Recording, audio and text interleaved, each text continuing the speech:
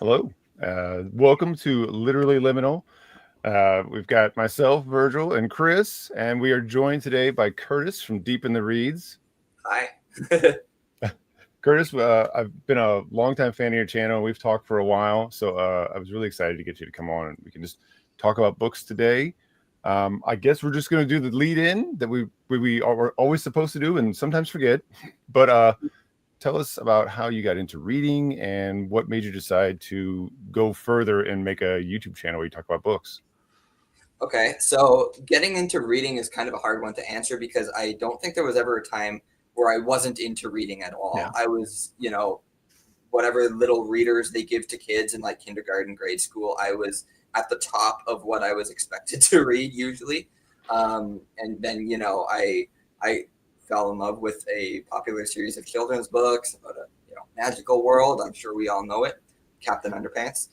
And so that really got me going. And I just never let go. I did go through some periods where I was less interested in reading, but I would always find my way back to it. And I think now I'm reading as much as I did back when I was in school. Like I find after I got out of school, there was like this big gap of no reading really. And I had to sort of find my way back to it.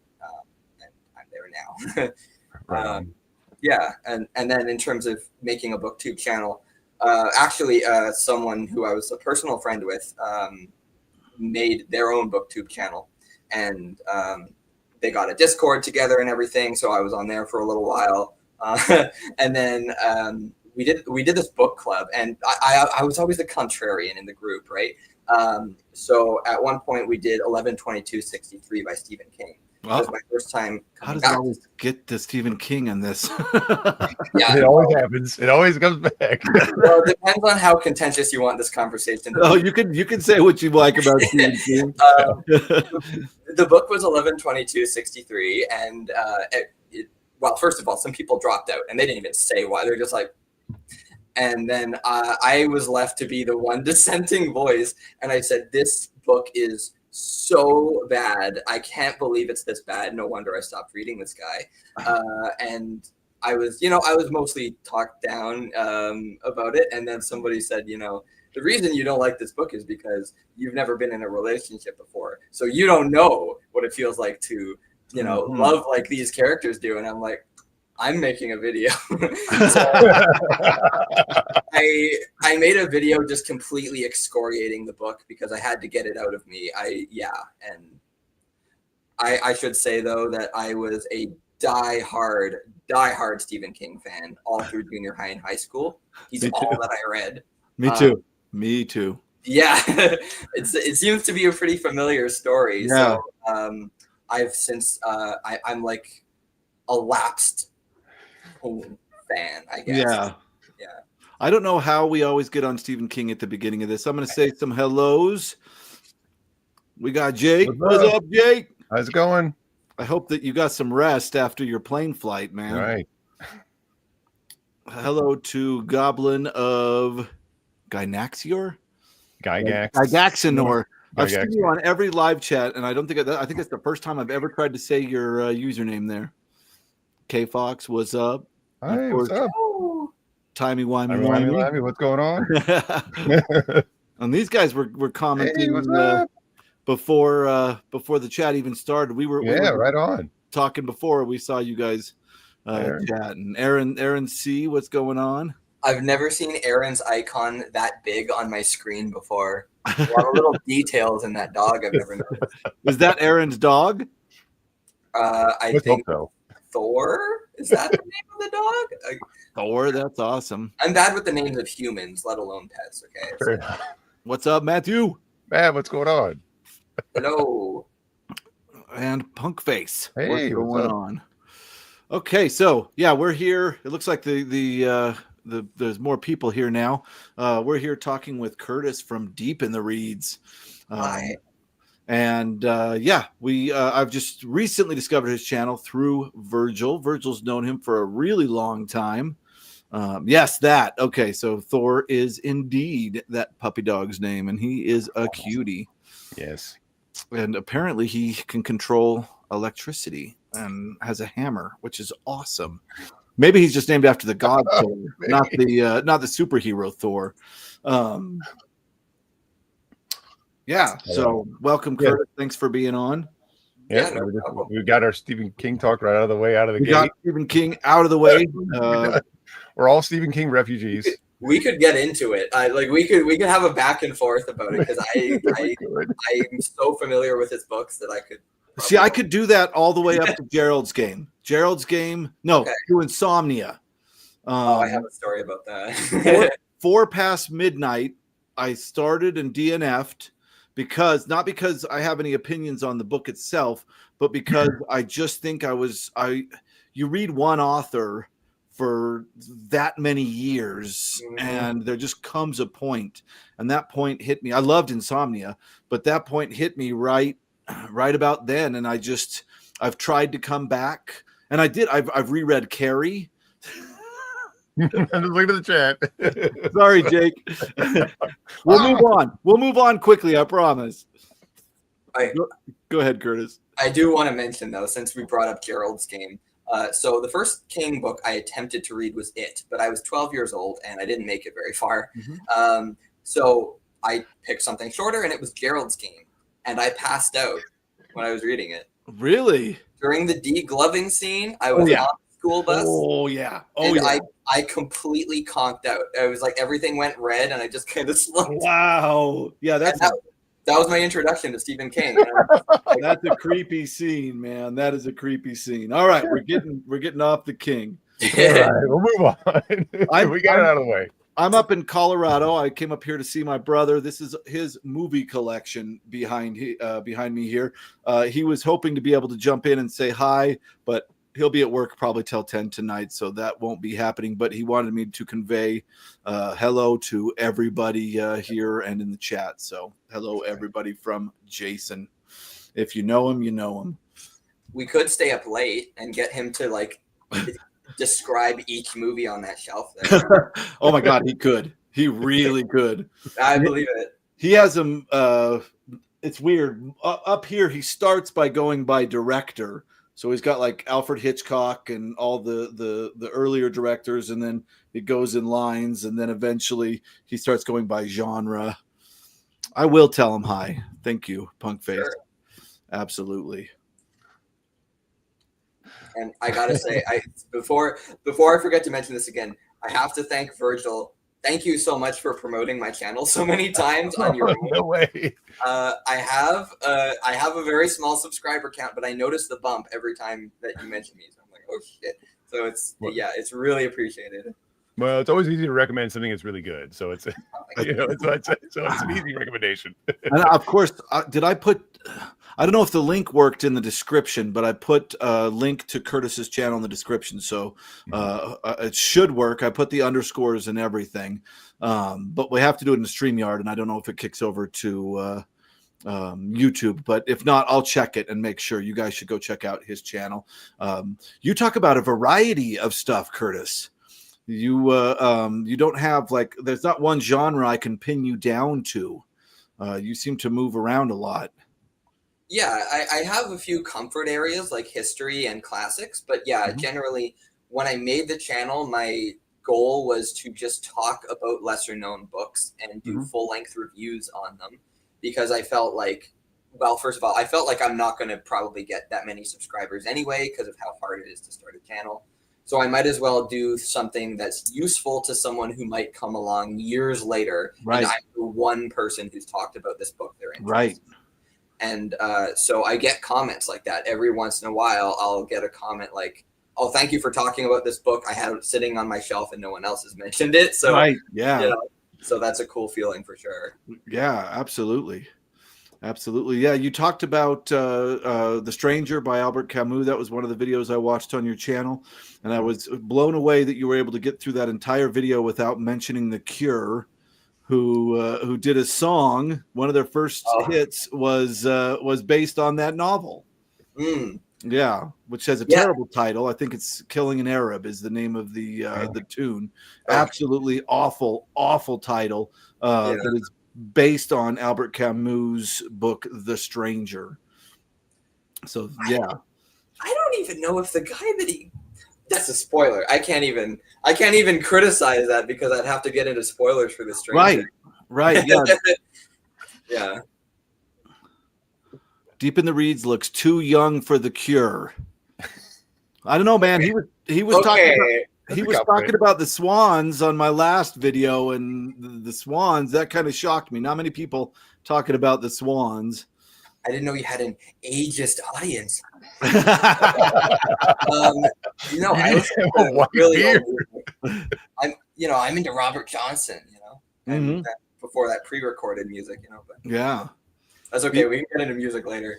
Be more ambitious. All your channels have great potential. I think that's true all the way around. Jake just made an incredible video on advice for people that are thinking about starting YouTube channels, and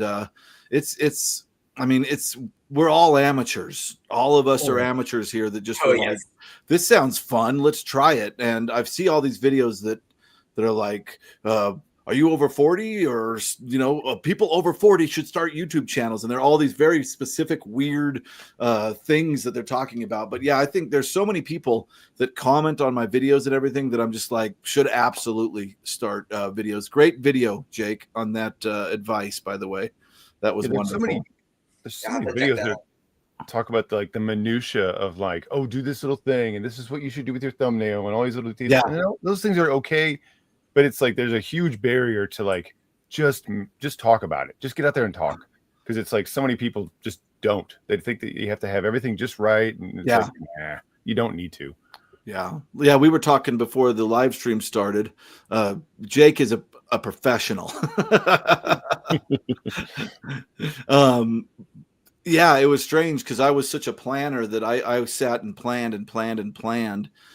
to be able to feel confident in order to make a video. And my brother was the one that pushed me and just said, look, I'm going to turn on a camera and you're going to talk. And that was that. And I mean, I go back and watch that first video and just like hate it. I just can't stand it. It's awful. But it was, I was terrified, and my hands were shaking, and I was just doing it, and it works out. You get used to it, and it's really, really fun. And, there's like Jake said, sometimes you get hate comments. I had somebody recently tell me that I wasn't allowed to read Jack Vance because I didn't understand which books fell into the what's it called, Dead Earth trilogy. I don't know which books. Yeah, I love it. You can't talk about genre fiction online without getting gate kept at least once. Yeah, I'm gonna pull rank on you. And it's crazy because actually Mike from Mike's Book Review said it perfect. He just said, ignore him. Thank him for watching. And just kind of move on. Let's see. My advice is to not take a 3-year break. Unless you do, then it's fine. I'm assuming that somebody's speaking from experience here. Has it been 3 years already? I think it might be longer. I don't know. It's turned into time soup since I've been a booktuber. I checked, and I've been a booktuber for 4 years. And I'm like, what? Oh wow! How did that happen? So when did you start? Late 2021. So coming up on 4 years. Yeah, not too. So I'm maybe only like 6 months. My channel's only like 6 months older than yours then. But you have 4 times the subscribers. Well, yeah, that all happened like in a very small time period, by the way. Okay. Yeah, mine's what, a year and yeah. In October it'll be 2 years. I think so you're putting us all to shame. Right. I don't know what happened because there's no difference. I don't know what happened. It was I had one lucky video. I mean, it was insane. Okay. Like I go from one video that got 250,000 views to 38,000 views. Like the difference.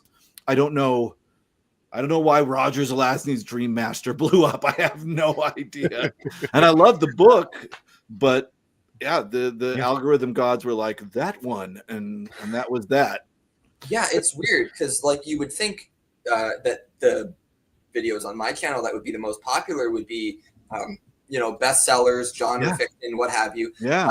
my best viewed video is a review of Devil on the Cross, which is a Kenyan novel by Ngugi wa Thiong'o from the 60s. And it's just, I don't know why, like it has 3,000 views, which is a lot for me. Right.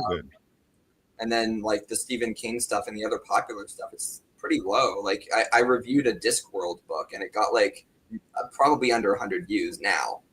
So I don't know what happens. It's strange because as a booktuber, I'd say, yeah, pick something really popular and review it. But that is not true. Not true at all. That doesn't always work. My channel is dead. Ha. I don't know Way Overbooked. I don't know this channel. Is this somebody that I don't know. Me and her have been friends for years. Oh, okay. I know her. She's on my Discord, and so it's been on and off, but whatever. It's like you do what you can. Interests. Well, I'm gonna go check out Way Overbooked when the live ends. That sounds really fun. Yeah, definitely. That's a great title for a channel. I said the same thing the first time I heard it. I was like, that's an amazing title. It's a great title for a channel. It came up in a conversation between me and her where she said generally in life that she's way overbooked for things. And I said, that would be a great booktube channel. And then she changed her channel name after that happened. Which is a great choice. Like, I should have thought of that. But, You'll never forget it. Discworld isn't huge on BookTube. Oh, really? K Fox. Oh, K Fox would know, probably. I would think. That's so strange. There's such love for it. It is weird. There's like this weird thing because we talked about this with horror too, like how like the readership for horror is like really strong. Yeah, but the collectors, right? Go ahead. I'm sorry. Oh no, you go ahead. Sorry. But like the presence on BookTube is kind of wonky. Yeah, whereas it's the reverse for science fiction. Like the presence is really strong, and then the collecting is maybe that's changing now. I don't know. Maybe that's what it's moving towards, but it's strange. If I sell horror books, they go for the most ridiculous amounts of money. Sci-fi, dollars a book, but I find that there's way more people talking about sci-fi than horror. We got Nick, of course, the book Graveyard. I think he talks a lot about horror. And then I don't know if you guys know the channel Night Nerves. I've seen one video, but yeah, he talks about horror. But I mean, these channels, I thought they'd be blowing up. I thought horror would leave sci-fi in the dust, and the opposite, from what I can tell, seems to be the case. Hi, Constance. Thanks for joining us as always. I wonder if it's almost a case of oversaturation, maybe, that makes it harder to break through. Horror seems to be one of those genres where, like, so many people can make an entire channel dedicated to horror alone, or even dedicated to a single author like Stephen King or Dean Koontz or whatever. Right. It might almost make it too hard to break through. I don't know. Yeah, because when I've talked about Stephen King 2 or 3 times on the channel, and they're middling videos. Oh, okay. Yeah, people just aren't as interested. What's hey! Is your power on? That's right. That was the most epic live chat. If you guys missed it yesterday, they were talking about one of the most wonderful sounding books I've ever heard of in a long time. Is it Powell Anderson? I always said Powell Anderson, but however you say it, yeah. Yeah, but unfortunately, Tim's power went out, and then we were stuck in we thought they were gonna. He was the host, but the live didn't end, so Virgil and all the other guests were kind of eternally stuck live. I don't know how long we were like that. It was a while though. It was way longer than we thought. Like it wasn't like, just cut out. Time out. It just didn't. It just would have kept going, I think. And then we were all in the chat, and we kept chatting after the video cut out for like 10 minutes after that. Like I said, you should have done a stream. We're still there. Unlimited power. But yeah, I've been watching your guys' channels like sort of on and off a little bit, and it really is kind of making me want to jump more into genre fiction, because I do have a little bit of that lingering love of pulp, it's just incredibly difficult to find one that speaks to me. So it's kind of cool. You've all now talked about When Darkness Loves Us. Yeah, Yeah. and it started with you. That's right. It's- It is. yeah. That's a very important thing. Because I wouldn't have read it without Virgil. I mean, I when I read Paperbacks from Hell, I immediately clamped on to Blackwater. That was the one that I wanted to read. But When Darkness Loves Us, there's so many in there that I want to check out that I wouldn't have picked that one straight out, even with that kick-ass Jill Bauman cover. But yeah, I that video is coming up later in the week. My video on When Darkness, the first novella in When Darkness Loves Us, and it was incredible. That was some of the best horror I've read in a long time. It reminded me strangely of Ursula K. Le Guin's second Earthsea novel, which is my favorite. Oh yeah. Which is, what's it called, Virgil? Tombs of Atuan? Yes, Tombs of Right? Atuan. Yeah, where she's this priestess of these caves and she like lives in darkness. And I mean, it is in so much of that novel is so claustrophobic and in tunnels. It's just incredible. But it goes a fantasy route instead of the insanely good horror route that Elizabeth Engstrom took us on. Yeah, that video was so good. That review Curtis did was so excellent. And I read that and I just was like, okay, this is what the book's going to be. And I'm like, oh, okay. Okay, so then we're going to go over here. I thought, this is interesting.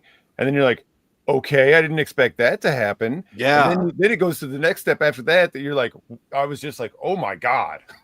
I remember going like that.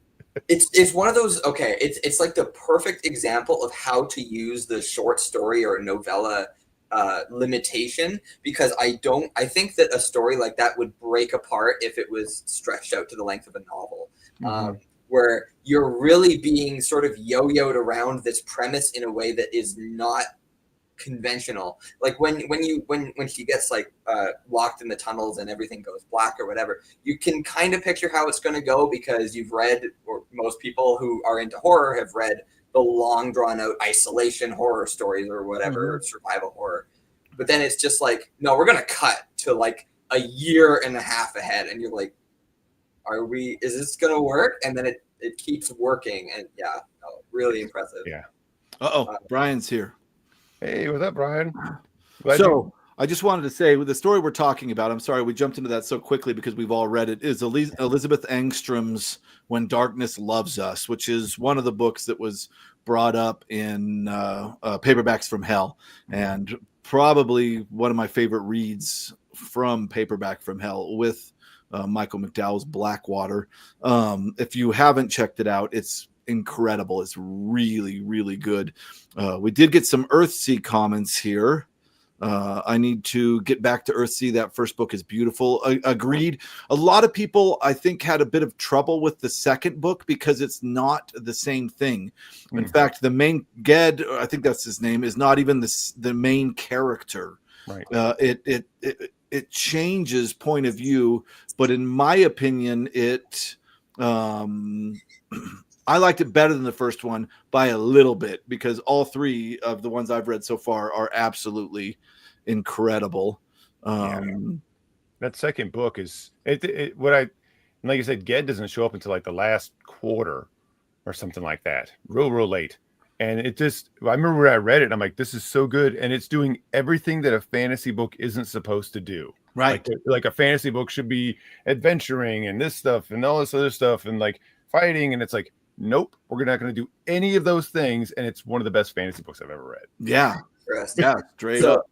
This is one of those things when I was talking about where I should get more into genre fiction, because I've only read one Ursula Le Guin book and I was middle of the road on it. Kim is always like wants me to read more. I know that for sure. But I just have this aversion to series. I like standalone books where they're self-contained. Sure. And so if like with that in consideration, is there like, what do you have a favorite standalone by Ursula? Unfortunately, the standalone I read was the same one you did, Lathe of Heaven. Okay. But here's what I've found with Ursula K. Le Guin, and hopefully this doesn't get me in trouble, but if it does, I'm all right. She employs a very far off psychic distance from her characters. So you're not right in their heads. You're very far back, almost, even though it's kind of a first person or third. No, it is third person, but you're not getting that closeness to the character. It's like you're watching from afar, and that has a tendency to make her a little difficult for me to read.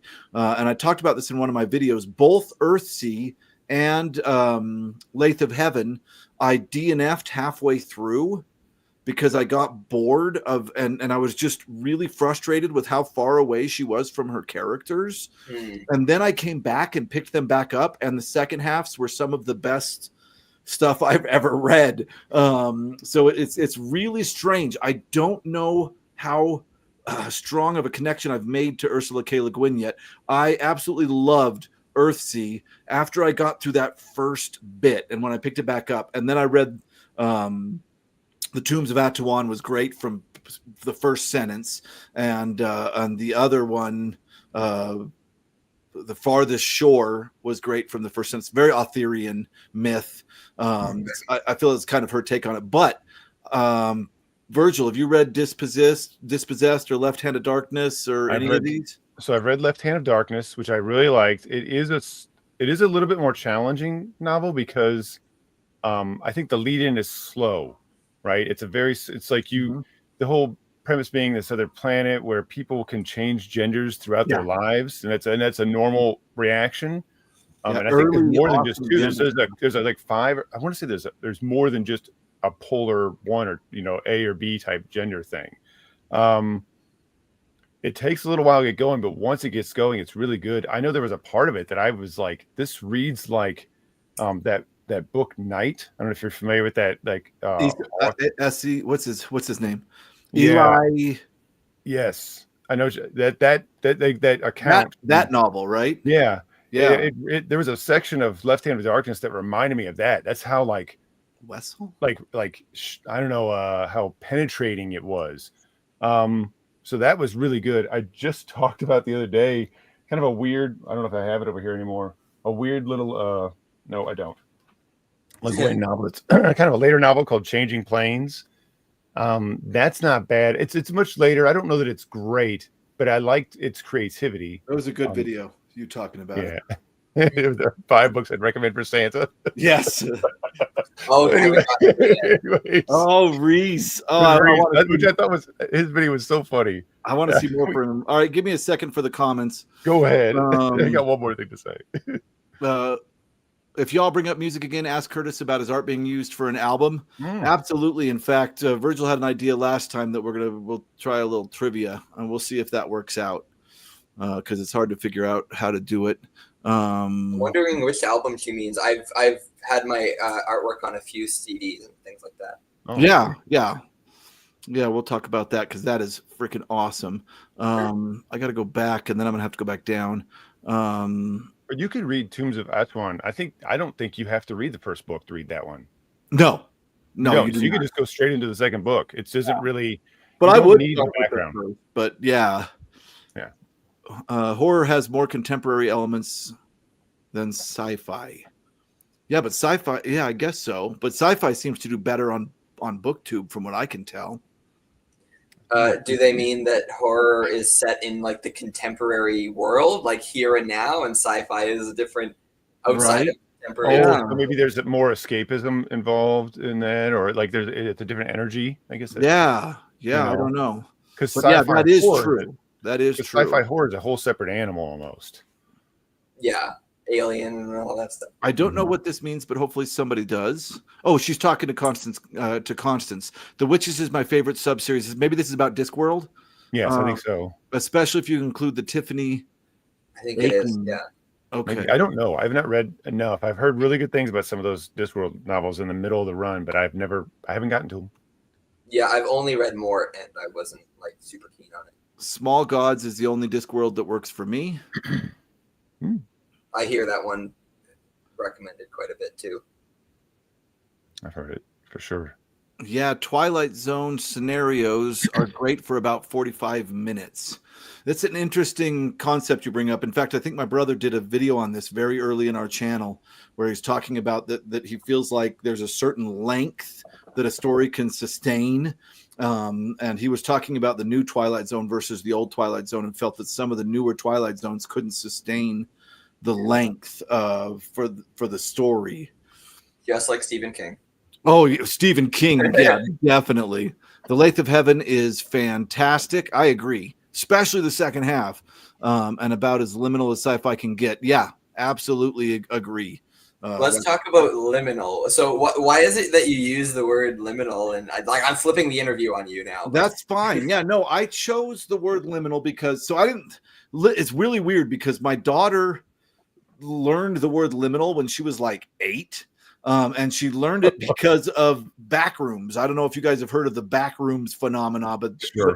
But I just know my kid walking up to me and sprouting a concept and a word that I didn't learn until like grad school, right? I mean, it was just wild. So the concept of liminality, I think it was probably my undergrad when I first learned of the concept of liminality, but it kind of obsessed me just because I've always been into the kind of unused, forgotten spaces in our lives. Oh, we're kindred spirits.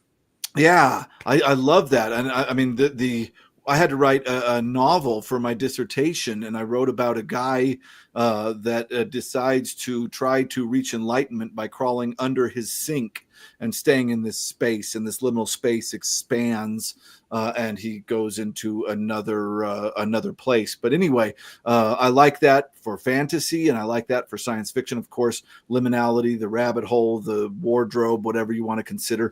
But then, as I learned more, I started learning about liminality from cultural standpoint, right? Like rites of passage, like motherhood and pregnancy, and all these different ways that sociologists study liminality. And I just realized that for me, this concept was really incredible. And I found that when I look for fiction, I look for the weirdest of the bunch, and most of it connects in some way to this concept of liminality. I feel like liminality is a really fertile area for some of the weirdest fiction you're ever going to find. So that's why I chose that for the channel. Are you into surrealist fiction? Can you give me some examples? Like William S. Burroughs or Yeah. Franz Kafka, things like that. Yeah, I love Franz Kafka. I've done. I when I was a kid, the Metamorphosis. I think. I wonder if I still have this right. One day, Gregor Samsa awoke from bad dreams to find himself transformed in his bed into a monstrous vermin. I believe is the first line of Franz Kafka's Metamorphosis, and I feel like one of the greatest first lines in literature ever. I've got it here. Okay, let's try again. One day, Gregor Samsa awoke from bad dreams to find himself transformed in his bed into a monstrous vermin. That's the best I can do. I just realized that this isn't going to work because it might be a different translation. That's true. You got the name right. You got monstrous vermin right. It's just in mine. It's one morning, and it doesn't mention a bad dream. Oh, okay. Yeah. We're on our way. Yeah. That's right. That's right. No, I did love surrealism. I loved Camus. I loved Kafka. The Trial is one of the most terrifying books I've ever read in my life. Okay. Yeah, and I did like Burroughs' Naked Lunch. I read a lot of who's the big poet that we were talking about last time. Bukowski? No, the guy that wrote about crapping in a bag and throwing it into his neighbor's yard. Bukowski or Bukowski. Yeah, I read a ton of Charles Bukowski, which I think every English major goes through a Bukowski phase. You kind of have to. I need to recommend The Orange Eats Creeps by Grace Krolanovich. Oh, okay. You're gonna have to text that to me. I have never heard of it, and it looks awesome. It's incredible. I keep meaning to do a review on it, but then I have to reread it to get it fresh in my head. And, right. And then whenever I start reading it, I'm like, how do I even start talking about this book? Oh, I gotta check it out. It's so like it's apparently about hobo teenage junkie vampires, but it's not even clear whether that's a metaphor or whether they're literally vampires, or if they're not spreading vampirism, but they're actually, in fact, spreading STDs. That reminds me of the other book by Elizabeth Engstrom, which I haven't read yet. But the premise is there's this teenage vampire running around, sucking everybody's blood and killing them. But you're constantly questioning throughout the entire book if this is just a crazy person or actually a vampire. Yeah, that's Black Ambrosia. I haven't read it yet. Yeah, I haven't either. I've heard good things. Yeah, that you've recommended that Orange Creeps to me, and I have it in a list. I'm like, I need to get this book. Yeah, I'm gonna have to write it down. All Earthsea is amazing, except a change in tone in the fourth and on, though. Yeah, I haven't read the fourth book, but I've heard good things and bad things about it. I don't know. I'll have to read it myself. I know that the Studio Ghibli movie Tales of Earthsea is about a large chunk of the fourth and a later book. Yeah, I started Tombs and then stopped because I wasn't following Get. I'll give it another shot eventually. Yeah, it's a really strange artsy outlier. If you don't like it, read through it, because once you get to the farthest shore, you're back with Ged, and it's a more traditional fantasy that I think you'd really enjoy. But the Tombs, God, it was so weird and claustrophobic. I just loved it. It was so different. Yeah, I loved it. Yeah. Interesting perspective. I've had the opposite, where people struggle through book one and love book two. I just love it all. Oh, interesting. Yeah, I've found usually the opposite. I guess it's probably a case where the two are just so different that you're going to prefer whichever one caters to your taste. Yeah. Yes, everyone should read more Le Guin. I agree. I really it took me a bit to get into it, and I think Richard Rempel from Vintage SF was the same. He kind of had a little bit of he couldn't get into it right away, and now I think she's one of his favorite writers of all time. All the Hanish novels are basically standalones. Agreed. Okay. It is strange that they're kind of considered a series, but yeah, they are really not. I've also read, what was that other one? I've also read The Word for World is Forest. Yes, that was one of the Hanish novels. Yeah, I read that. Was a good one too. Yeah. Tim says she tells her stories kind of like a historian relating a chronicle. That is a perfect way to put it. Absolutely. That distance is there. Yeah. That's a challenge I have with sci-fi across the board, is that ironically they're so almost neurotically focused on the concept or the technology or whatever it is that they almost lose some of the human element. I found that with Asimov, and I know I haven't read much sci-fi, but out of the ones I have read, that seems to be a pattern that I've noticed. Yeah, I'd have to say, to me, now that I've been doing it for a while, because when I started this channel, I was specifically for me to read through a bunch of the sci-fi books that I had bought and not read. It sounds like to me that you're talking more about Golden Age science fiction, and what falls into Golden Age is always a fight. But I found that as well. Like when I read Arthur C. Clarke, it's about, oh my God, there's a machine 1 million years old in the earth of the moon, and you're like standing up going, whoa, that's incredible. But if you move on to new wave science fiction, I think you'll start finding the exact opposite. The concept is there, but the characters are really key. Philip K. Dick, Roger Zelazny, who else? Ballard and stuff like that. I don't have much science fiction on hand. The only unread sci-fi I have is Snow Crash. So I plan on reading that soon, and then later this year with some friends we're going to do House of Suns by Alistair Reynolds. A newer, yeah. I wanted to say Alistair Crowley. That's a different kind of book. But yeah, so far my favorite science fictions are like Solaris and Clockwork Orange and Akira. So I think Solaris is absolutely new wave.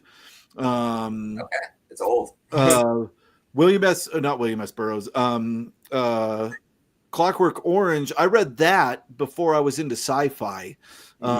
Just reading literature, and had to flip back to that whatever it's called in the back to see what all their slang was. Anthony Burgess.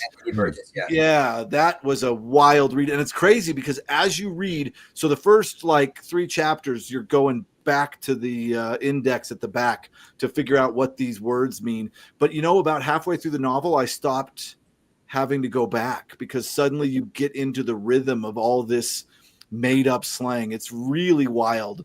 Yeah, it's funny. My copy of Clockwork Orange does not have a glossary at all. So I didn't. No, I was just going in straight.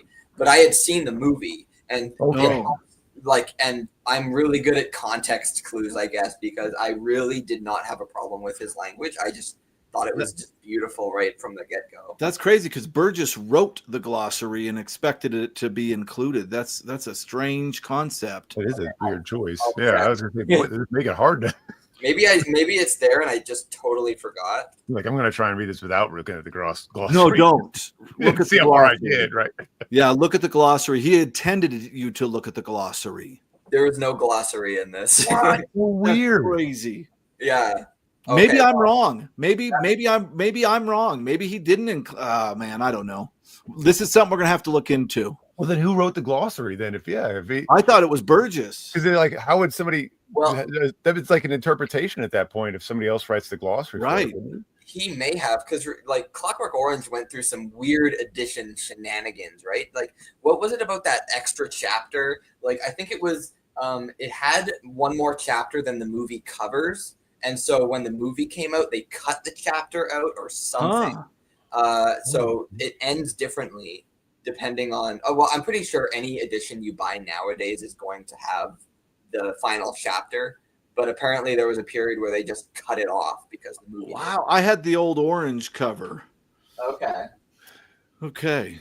Wow. Okay. Anthony Burgess. Left Hand of Darkness is something I'd like to reread. As I don't remember a lot. I read it in college with a ton of other things. Yeah. Those college reading courses will. There's a lot of reading. I loved Left Hand of Darkness. I really loved it, says Brian. Yeah. The Ones Who Walk Away from Omelas. I have read that one. I read it for. I read it specifically for the channel because Jason was talking about a Star Trek episode that a lot of people said was just of the new Strange New World. That a lot of people said was just a ripoff of this short story. So I had to read that one. The One Who Walks Away from Omelas is probably on the top 10 list of greatest or at least discussed short stories in the genre. Agreed. Yeah. Wild. I couldn't find my footing with Le Guin. I think it was the first book of Earthsea. I had the same experience, Constance. And I'll tell you what had to happen is I had to get through to a certain point and set it down for a while and then pick it back up, and suddenly it was incredible. Back in my day, we called them long players. I don't know if he's talking about standalones. Oh. Or if he's talking about records. Right, yeah. Oh, yeah, maybe records, LPs, yeah. Seems like horror is gaining in popularity online. I hope so. Like, I feel like it's weird because I can think of these sci-fi booktube channels like Media Death Cult and Book Pilled that are huge. And I don't know, and maybe I just haven't found the horror equivalent, unless it's about horror movies. Mm-hmm. Like, people talk way more and have huge channels about horror movies, but horror fiction, I see a lot less of. I will say that the last time I went to Barnes & Noble a couple of weeks ago, I looked for a book in the horror section, and I was surprised at how diverse it was at this book at just Barnes & Noble. I'm so used to going over there, and it's like, we got Stephen King, we got Dean Koontz, we got Anne Rice, there's a little bit of Lovecraft, and then what else we got? And that's it. And I was like, oh wow, actually there's a it seems like they had shrunk it. Maybe they're catching on. Like there was a lot of stuff there that I'd never seen in the horror section. I'm like, oh, what's this book? This is cool. I just went. I couldn't find When Darkness Loves Us anywhere, so I went to Barnes and Nobles and just walked in, and it was on the shelf. Oh, Yeah. really? Yeah. Yeah. And they had 3 copies. Because Valancourt Books, the ones who do paperbacks from hell, they're a really mom and pop shop pretty much. So I'm surprised to hear that they were at any mainstream bookseller. Usually you have to like get them online. That's what I've had to do for mine. I think I bought a copy of Hellhound, which is also a paperback from Hell book, and I got that at a Barnes and Noble. I haven't read it yet. I was like, this looks fun. Yeah, that one has like the weird Budweiser dog on the front, Like right? Yeah. I have read Hellhound. It's okay. It's one of those. It's a perfect example of so bad it's good. It's so awful, but it's hysterical. It has one of the lines in the book is all 13-year-old boys are Nazis. You know what I mean? So that's the level of there's a 13-year-old kid who likes to pretend he's a Nazi, and he meets up with a killer dog. And that sounds incredibly politically incorrect, but they do it in such a dumb way that you're not even offended. You're like, no, this is fine. It sounds like the first book he talks about with the little leprechaun Nazis. Yeah. Yeah, so I read that. Little People, John Christopher. I read that book. No, it's the cover is a complete lie. It's like, oh no, it's a complete lie. It is not like that at all. It makes it seem like it's going to be, and even the talk in Paperbacks from Hell makes it seem like it's going to be this crazy, like the little leprechaun's got a whip on their in the front cover. Like, oh, this is going to be nuts. And you're just like super quiet horror. It's like this real, like weird, like it's like really, really, really toned down. It more like the concept of these little people like can affect your mind, and the book made it seem like it was really salacious, and it's like a tiny sliver of salaciousness, and that's it. It was such a weird show. It's still a good book, I guess. I can't really recommend it because of how slow it is, but so weird. All right, I got to catch up again. I'm sorry, guys. I do have a thought about that. So, Okay. The science and science fiction book is terribly lacking. That's why I prefer horror. You got to go for hard sci-fi. I'm gonna come back to Pulp Mortem's comment. It's really good. Here's our chicken jockey. There we go. We got to have a Stephen King reference and somebody say a chicken jockey. I'll tell you what. I don't even get it. They haven't missed one live stream. No, you're awesome. You're awesome. We don't even know why, but it just eventually somebody's gonna miss Minecraft movie. Yeah. From Minecraft. You're not into Minecraft, Curtis? You're so young. I've played it one time. With my friends, and I was just like, I had RuneScape when I was a kid. I am not getting addicted to this again. I'm not falling for free armor trimming anymore. Liminal Spaces, have you read Crowley's Little Big? No, I have not. I will add it to the list. Heard good things about it. Crowley? Are we back to him? No, well, the problem is that the chat gets ahead of me. Yeah. I think it's John Crowley, I think. Is it John Crowley? I don't know. Little Big. But I have a tendency now. I believe most of my viewers have learned what I love. So I really like when people give me these recommendations. Chris won the translation. Barfly, I think that's a Bukowski book. Oh. Yep, gotta love Charles Bukowski. The Sadness in My Dressing Table. Yeah, really, really, it's amazing how eloquent he was at expressing the kind of least eloquent aspects of life. It's the best way I can put it. Just a beautiful, beautiful writer. Barfly, the movie about Bukowski, is a classic around here. The first three were aimed at teen readers. We're back to Le Guin, Earthsea. The first 3 were aimed at teen readers. The 4th was definitely for adults. Mm-hmm. I'm gonna have to check out the 4th. Tehanu, the 4th Earthsea novel, is written much later and is much more slice of mundane life and feminist. Still great, of course. Yeah, it sounds like I would like it. Same protagonists of Tombs of Atuan. Now I'm really interested. I love that character. The Clockwork Orange is amazing. The whole Nadsat language really added another layer. at the Korova bar with me droogs, enjoying a nice glass of Moloko. Moloko Plus. Like a man. Snow Crash is so good. All right, there you go. Does anyone have a defining line between science fiction and fantasy? No. This is I always have a hard time with genre discussions because there's so little at stake. Yeah, I don't like for instance, what's the big books? So we got to read the third one on Virgil. Book of the New the fourth one. Book of the New Sun. Yeah, the fourth one. Yeah, Book of the New Sun. I made a video and was talking about how amazing this is as fantasy, and everybody was like, "That is sci-fi." So I think that anything that falls between the two lines is sci-fantasy. That's what I always thought. I think Dean Wolfe even calls that science fantasy. Yeah, I think he even said that. Yeah. You could throw the Dying Earth in there, and I always think of it being like science fiction stuff is more like dealing with a concept and how people relate to the concept. Whereas, you know what I mean? Like, here's an idea. Let's make like a simulation. Let's put this idea out here with people and see what happens. Depending on who the writer is and how they handle that, it might be a lot more structured, or it might be just sort of like, I have no idea what's going to happen. And then fantasy seems like it has, like, I don't know. It's always like this. It's all about the plot. It's not about the idea. It's about the plot. Yeah. I guess that's not a very great definition, but that's kind of how I think about it. But then there's books where it's like, this is a fantasy book that is writing itself like it's a science fiction book. Yeah. Which I always think is neat.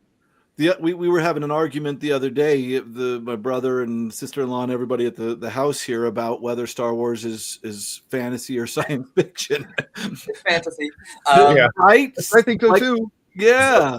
It's literally sword and sorcery. It's just in a sci-fi setting. Right. Yeah. For me, like maybe I can't even comment on this because I'm not that into genre fiction, but the way that I kind of conceptualize this in my head is that fantasy is the umbrella term. Science fiction is a big, massive subgenre within fantasy. And, you go back to early science fiction and it's pretty much inseparable from fantasy. It's speculating on a different world with different rules and sort of like, escapist, whatever. Of course, Harlan Ellison wanted to call it all speculative fiction. Mm-hmm. Yeah, and that totally makes sense for me. Yeah. But then there's some science fiction, there's some things that are considered science fiction where I almost feel like it just doesn't apply. Like, for example, like Dune. It has elements of science fiction with Absolutely. like breathers and getting into the technology, but it mostly has the logic of a fantasy because it's more and the narrative. Narrative. It's closer to Game of Thrones, in my opinion, than it would be to iRobot. You know what I mean?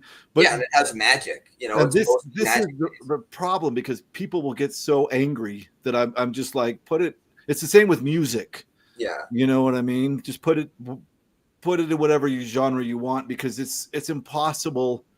I mean, even just cataloging animals and like mammals and all this different kind of stuff, certain stuff doesn't fit in certain groups. There's always these blurry lines between any type of category. Yeah. Okay. Great question. And the same with fantasy and horror. It's the same thing. It's like, where does fantasy stop and when does horror start? Yeah. I would argue that a lot of horror is under that fantasy umbrella. Anything that has to do with like ghosts or the supernatural or right. There's a lot of magic. Sci-fi. So I've just gone to the bottom. I'm going to go up. I will eventually get to everybody's comments, but it's better if we try to keep up with the stream. Sci-fi and fantasy blend often and very easily, but you wouldn't call the Martian a fantasy novel, and you definitely wouldn't call Lord of the Rings an SF novel. I think, that makes sense. There's definitely books that are clearly only this. Right. Like, you know what I mean? Like, this book is this. Like, some stuff is easy to categorize. Right. Yeah. Some stuff you're like, well, it was this until this happened, and then I don't know what it is anymore. Like that book I reviewed not too long ago, Perdido Street Station. I don't know if it's horror, is it science fiction, is it fantasy? It's kind of all of them, honestly. It could very clearly be put into any of those categories, but so I don't know. Thanks for joining us, Levi. From what I've seen of Asimov, he held that a sci-fi story is derived and driven by the scientific hypothesis dealt with. That makes sense coming from Asimov. Absolutely. Sci-fi puts a spotlight on some type of scientific principle. Somehow. Right. Being a purist, he wouldn't consider something as sci-fi just on account of jetpacks and ray guns, and I feel the same. Yeah. I think there used to be like a really like solid like this is sci-fi and everything is not. This is not. You know, it's like, and then it's like it slowly was like, well, let's just knock those walls down, and now it's like I don't know what it is anymore. Right. I think it's mostly aesthetic now. Like, what is the aesthetic of your story? If it's in space, it's a sci-fi now. If it looks at all like medieval Europe, now it's a fantasy. Right. Right. It's true. Constance makes a good point. And this is something that I've seen in music as well. The other day I was watching news from the Geldings live show. He does a music show that's absolutely incredible. If you haven't seen it, you should go check it out. But somebody played a song and it was math rock. And this is what's happening. These genres are breaking down to such specificity that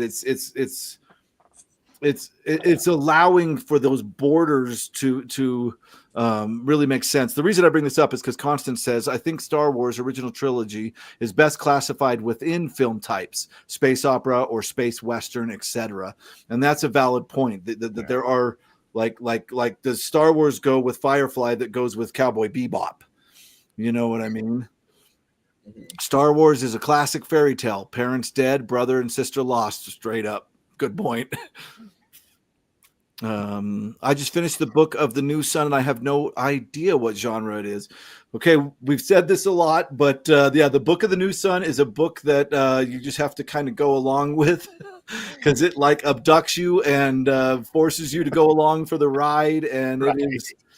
it is just so strange. And I think that's even true of genre. Absolutely, I agree with you. I don't.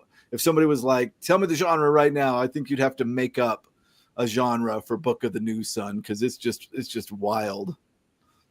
There's a great three-way interview between Asimov, Gene Wolfe, and Harlan Ellison. Yes, in fact, Virgil is the one that showed me that interview. Right, Virgil? Mm-hmm. They briefly talk about the film Alien and all denounce it as a haunted house movie instead of a sci-fi.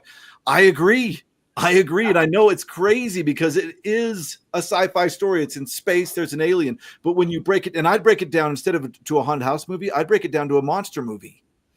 And a slasher. Yeah. Following all of that like Last Girl stuff. Yeah. The Last Girl is actually intelligent in Alien. I don't think the other ones do a good job. No, it's crazy because if you break them, if you boil them down to the core like that, yeah, that is straight up a monster movie. It's a monster chasing people around.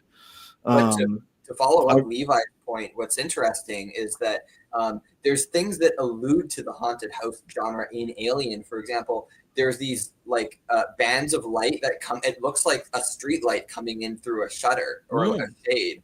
Or for example, all of the ambient noises you hear on the ship can sound like voices in a haunted house or creaking and floorboard. Yeah, exactly. So there's a lot of reference to that, and that's part of that's part of why I love Alien is because it sits in a few different trope.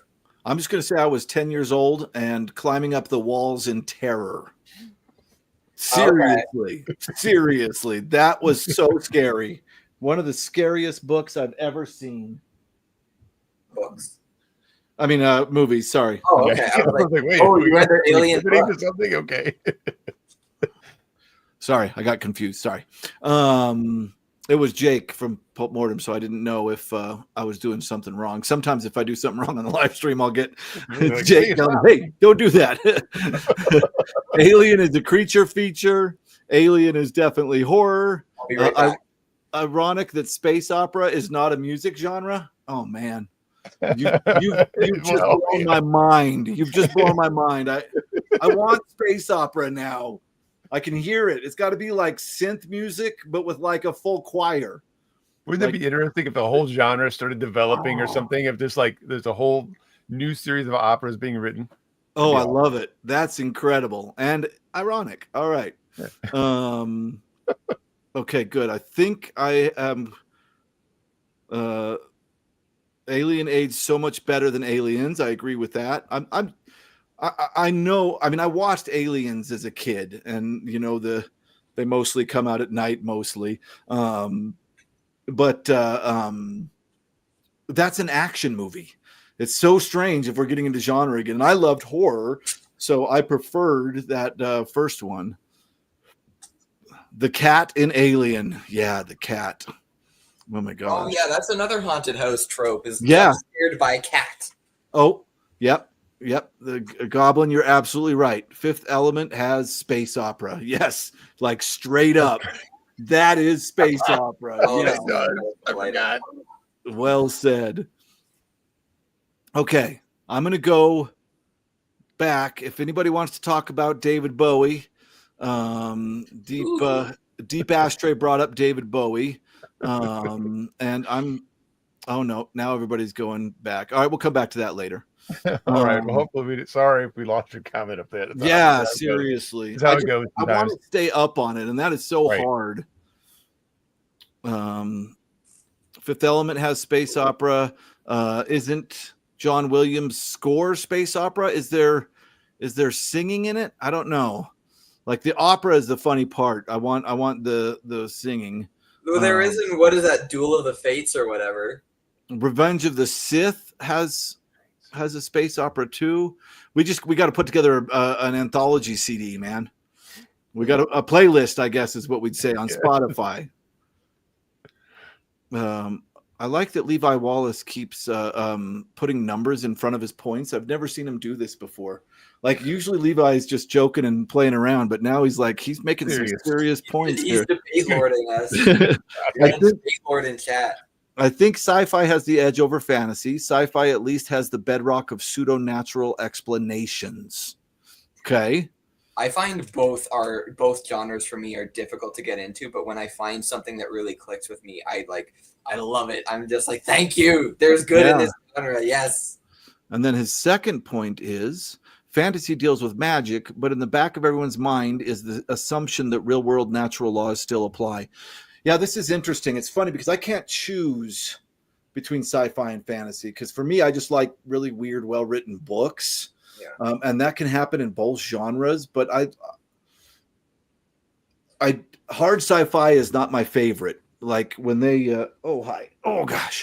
when they start, this is my brother's cat Midnight. She's so cute. When they start going into scientific definition that's like textbook, I lose. I can't take it anymore. But and stuff like Delaney's stuff, Samuel R. Delaney's stuff, which I've read recently, where they're just like, they have science that makes it so dead people can fly spaceships. I'm like, dope, which there's no separation between that and fantasy. No. Right. I mean, it's the same thing. And I'm more okay with just using science fiction and fantasy as a way to create magical realism, really, which I think all this stuff is kind of what led to the more modern magical realism genre. Was just is your magic science or is your magic yeah. Oh, we got a frozen Virgil. Oh, we totally got a frozen Virgil. He looks bored with your diatribe. Yeah. Can I do want to address the fantasy deals with magic point that absolutely. Yeah, go ahead.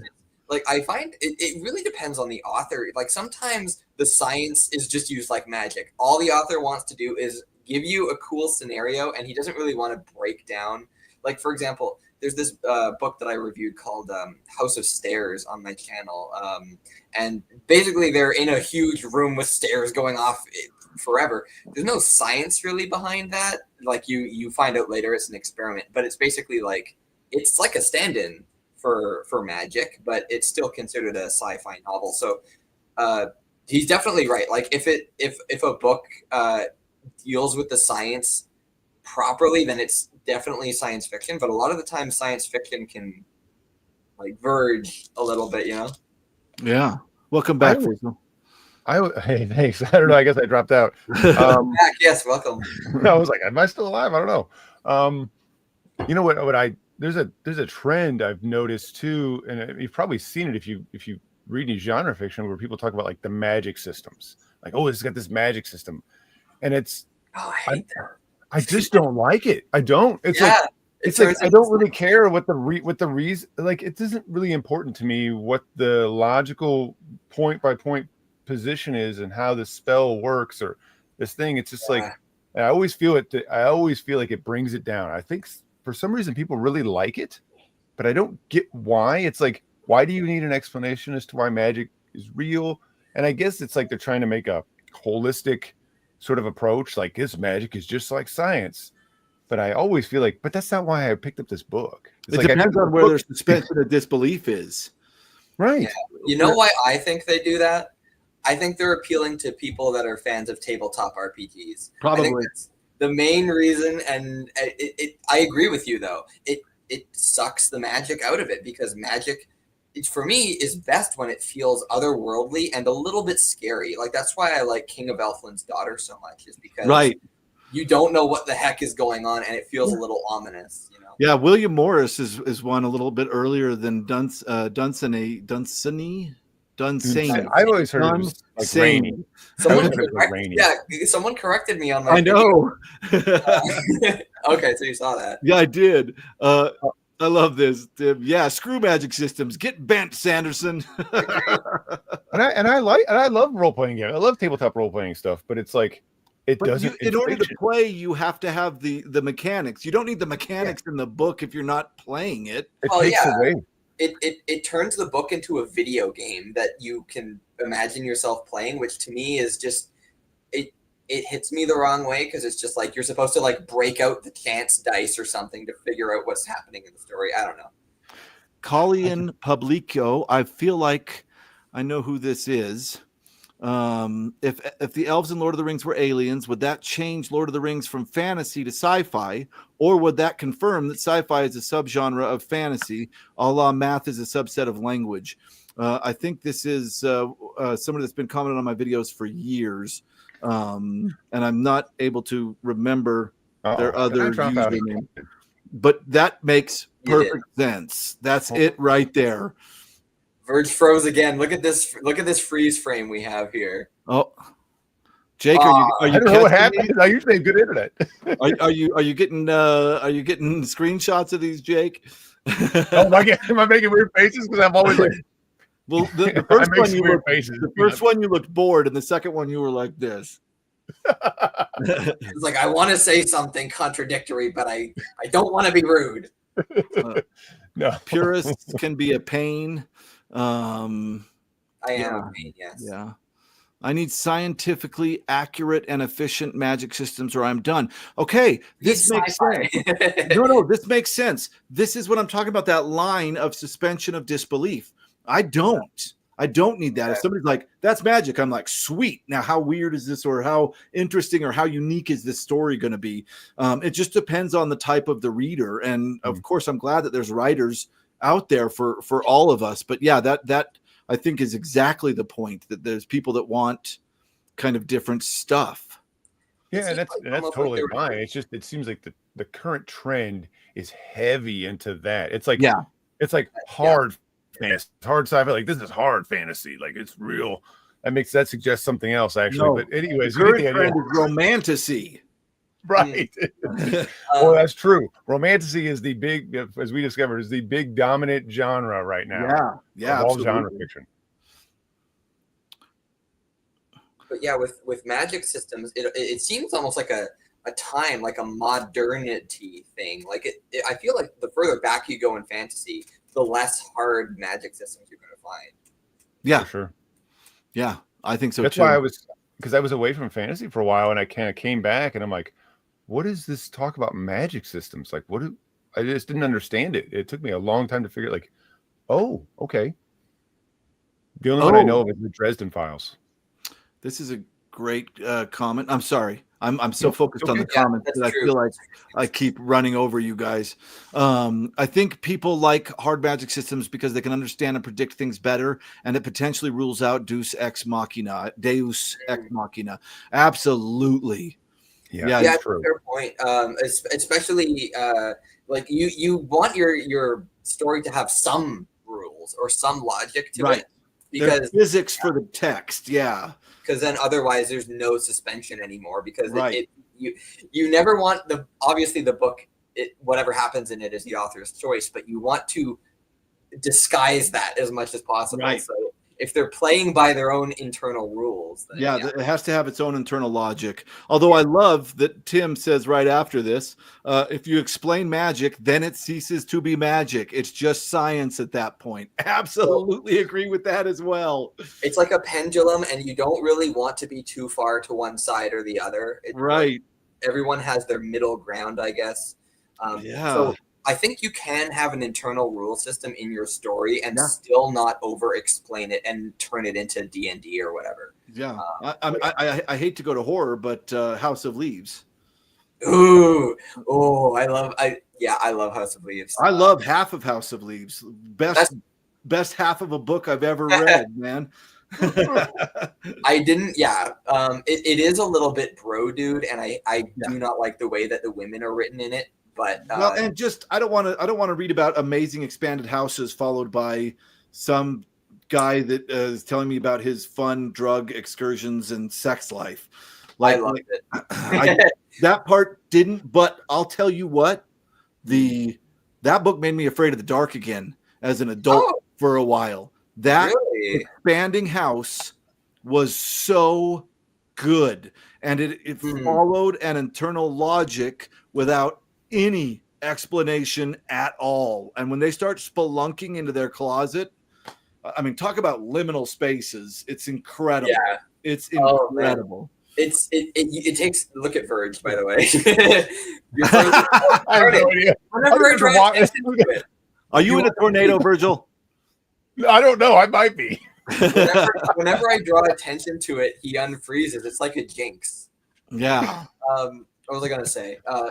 House of Leaves. Like it does definitely have its issues as a book, like I said, but yeah, some of its strengths. It's just it plays so well to the media of being a book. You can't turn it into an audiobook. You can't even turn it into a PDF and have it work. It has to be a physical book to work. Right. Well, it's so weird. And the funny thing is it's actually the irony of that is it started on the internet. Yeah. And all the blue were hyperlinks. It was the first book to really that I read that I felt like was birthed from the internet and that had internet culture in it. So it started as a web page, and that's how you had to read it, because all those blue parts were hypertext. Well, like, I remember a friend of mine like going and saying, like, listen, it went like there is an article in National Geographic 1980 in March that says this or something. Right. It was weird. Well, and playing it came out in 2000. I didn't even remember that, but yeah, it came out 2000. So. Yeah, and it came out on the internet before that in the late 90s. Wow. Couldn't finish House of Leaves, had to bail about a sixth of the way through. It's definitely a challenging read. I don't judge anybody for stopping. No way. I put it down halfway and just let it sit for a long time before I picked it back up and finished it. I tore through it. Me too, Curtis. Me too. One of the things I was going to say is I read it with a group. All on Discord, and a lot of people who had frustrations with it. I found, and I don't mean this to sound like I'm some like pretentious academic or whatever, but I found like they didn't really know how to work in the footnotes with the flow of how they were reading. So as soon as they saw that little citation, they would go down to the footnote and read the whole thing and then go back to the sentence. See, that's what I did. I fell for that. Yeah, I'm one of those.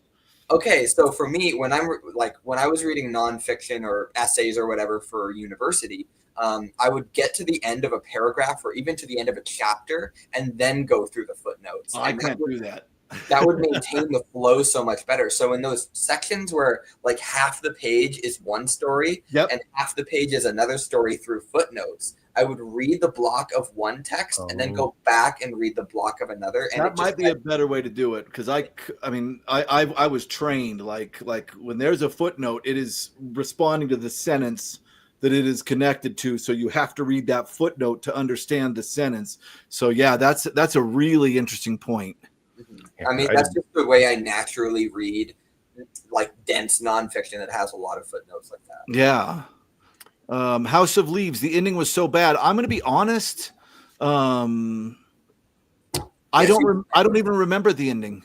All I remember is the house expanding, and that was, I mean, the writing was so good that I was reading it at night all by myself, freaking out. What's funny is, so I half agree with Aaron. So everything's cut in half with this freaking book. But yeah, like one of the plot threads, I loved it. It was cathartic. It was heartfelt. If you were into what this character was doing, but the main story thread with the house and the family and whatever, I didn't like how it resolved either. Oh yeah, I don't even remember.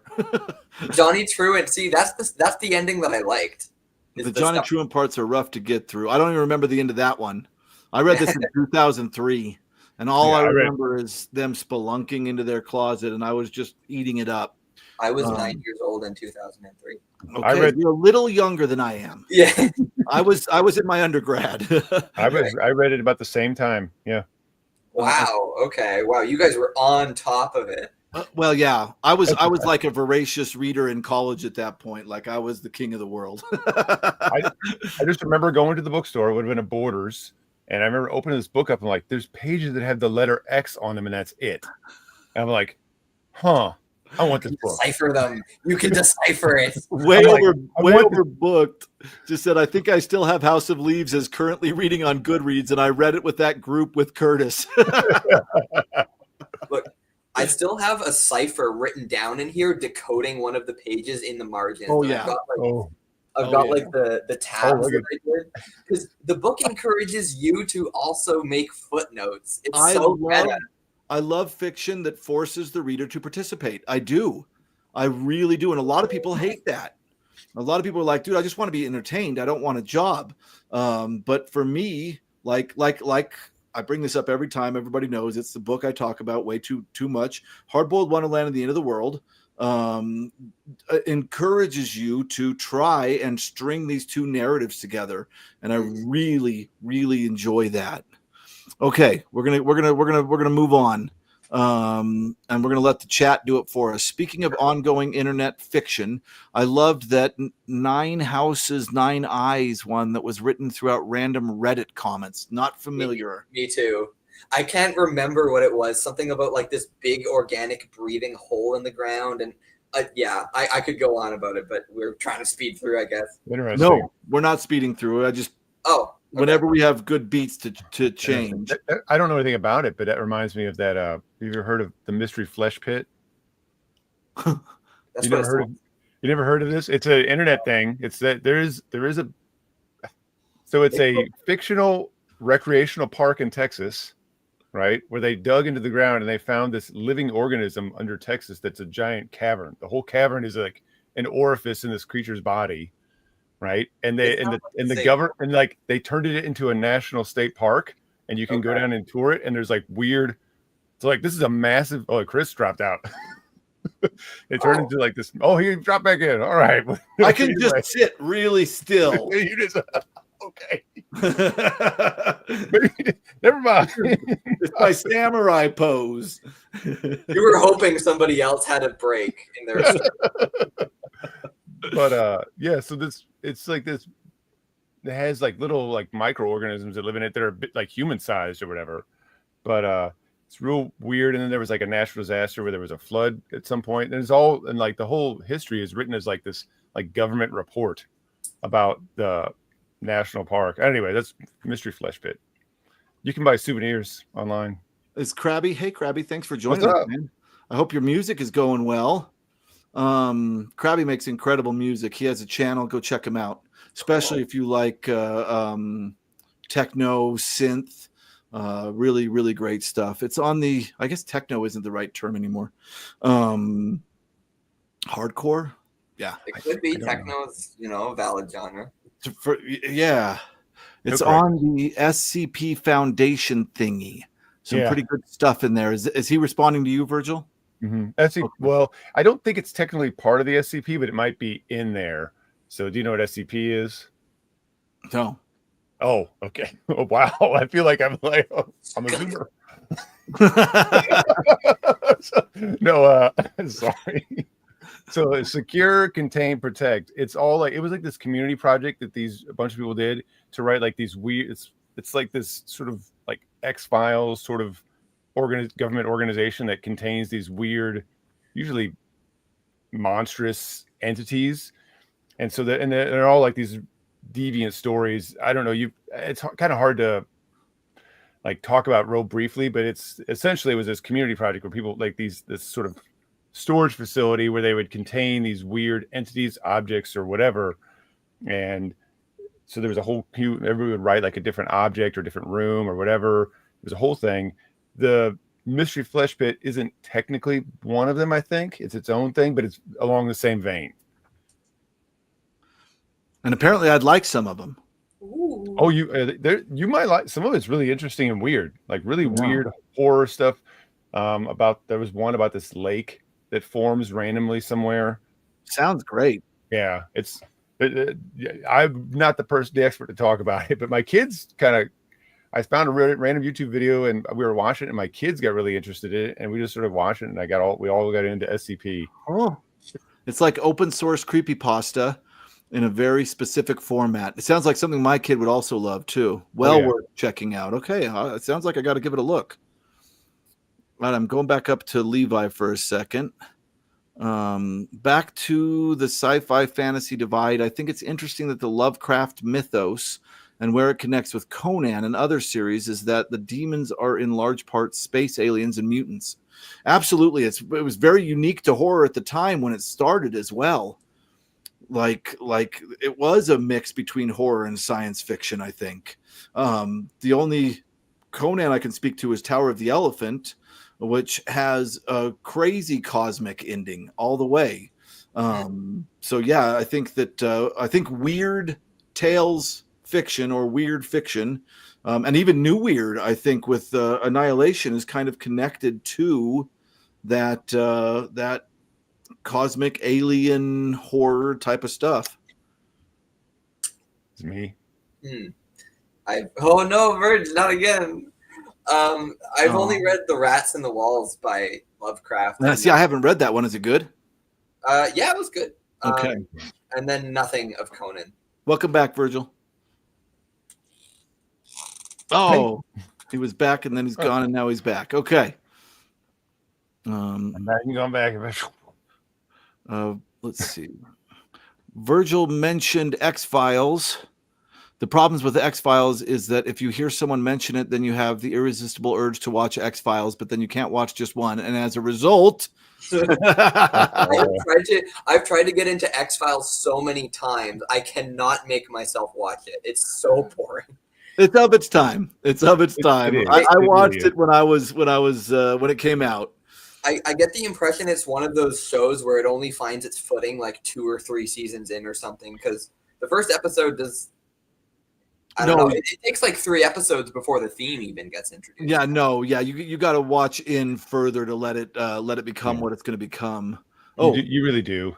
You have to watch you have to watch 5 seasons, and then you get. Oh, he's still going on.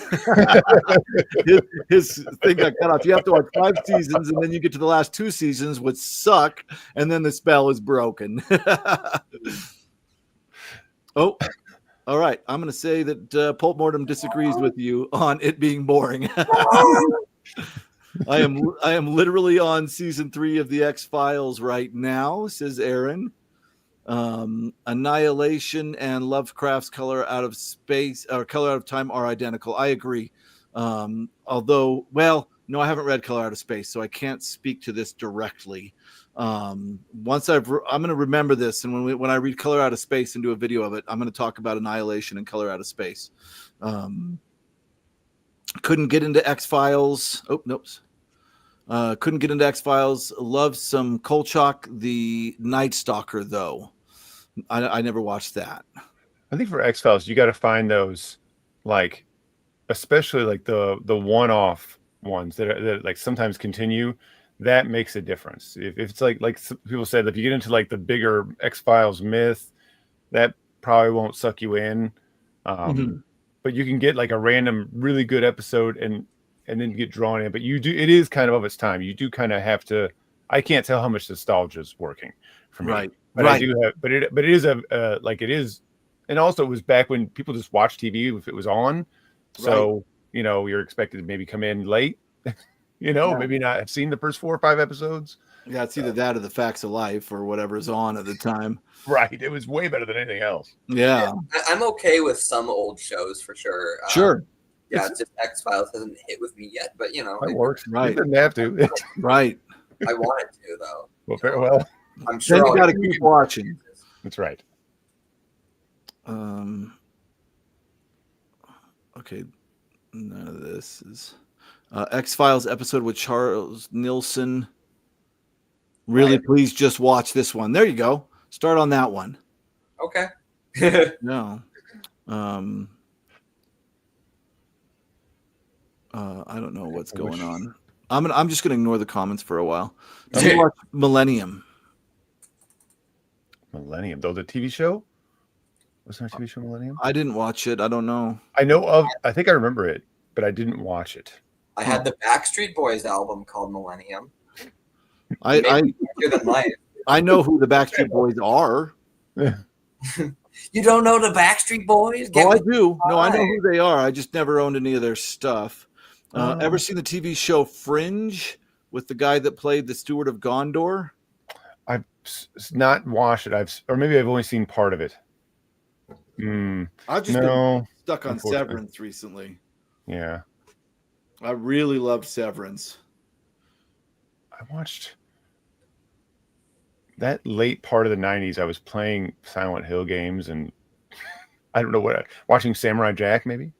This might be I was learning my colors and shapes. Well. Okay, I don't think I'm ever going to be able to make it back to the comments that I jumped ahead for. I'm sorry. That's a sign that we're having a good conversation. That's right. That's right. That is absolutely right. Did you guys watch Severance? Am I the only one? I have not watched it yet. I don't really watch TV that much. Well, we're readers. We're all readers. That makes sense. TV comes second for me, but man, that Severance was incredible. Okay. I am big into movies, but yeah, books take priority for me these days. Yeah. Yep, it makes sense. Yeah, now they're just talking about shows, I think. Yeah. Oh no. Yeah. What have we done? We got them into shows. We got them into shows. Well, you know what? There's a movie, take it or leave it, that has an X-Files feel you could try. It also is of its time, and people might dislike it, but there's a Richard Gere movie called The Mothman Prophecies. You ever seen that? I've heard of it. I haven't seen it. Yeah. I think I did see it at one point, Virgil. It's very X-Files. It's X-Files-esque. That's the first time I ever heard of the Mothman was that movie. Yeah. It was all of a sudden it was huge in the late 90s, early 2000s. Right. So that maybe, I don't know. Somebody might say that's a terrible. I don't know. I found it to be X-Files like. So you could try that maybe. Yeah. Somebody will be like, no, you're wrong. Yeah. Right. I only watch BookTube. That's right. That's right. That's right. That's a good job. I watched. You're in this stream right now. By the way, I watched Mothman Prophecies when I was too young to understand it. It's slower paced. Relatable. And Jake loved it. Yeah, it's good. And I remember Mothman Prophecies. Yep. Good guys didn't think I was going to bring up Richard Gere movies. I got into horror like at a stupidly young age. So Me too. I started watching horror when I was 7, and I started reading it when I was about 12. I got into horror so early that Freddy Krueger was scary. Okay, interesting. Yeah. That's how early I got into horror. Like I couldn't sleep one night because of I think it was Nightmare on Elm Street 3 or something. Oh yeah. Yeah. For me, I would wake up in like really, really early in the morning. I was like 6 a.m. It was the only way I could have any independence as a kid, obviously, waking up before your parents. Right. So I would watch whatever horror was on that I wasn't allowed to watch. And I remember watching Jason X when he's in space. He's terrible. Yeah. That movie was I don't think I've even seen it. I think I went, wait, no. That's And what that it was was. it. And then I was done. It's Jason in space, right? Yeah. It's horrible. Go back to books. Yes. Yeah, that is the last part I've read, Krabby. To get back to books, I'm still reworking my way through New Sun, just at the bit where Severian and Badlanders, Baldanders duke it out in the most epic battle ever, and boy, it was epic. It was really good. Hmm. Didn't remember how good it was, and then I read it, I'm like, oh, and isn't that cool too? I feel good. I feel vindicated when I go back and read something I thought was really good. I've been saying it's good. Like I read it a long time ago, and you reread it, like it was good. I have a lot of books I need to reread. Brian has been to the Mothman Museum. Oh man! Didn't even Did know you there get a souvenir. Did What you did they get give you as a souvenir? a Mothman? Your own personal Mothman.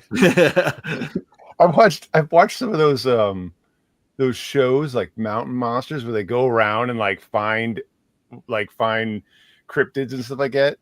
They're so terrible, but they're so much fun to watch because how bad they are. And it's like you can't tell if they're going to try and kill this thing or capture it because they're trying to do both.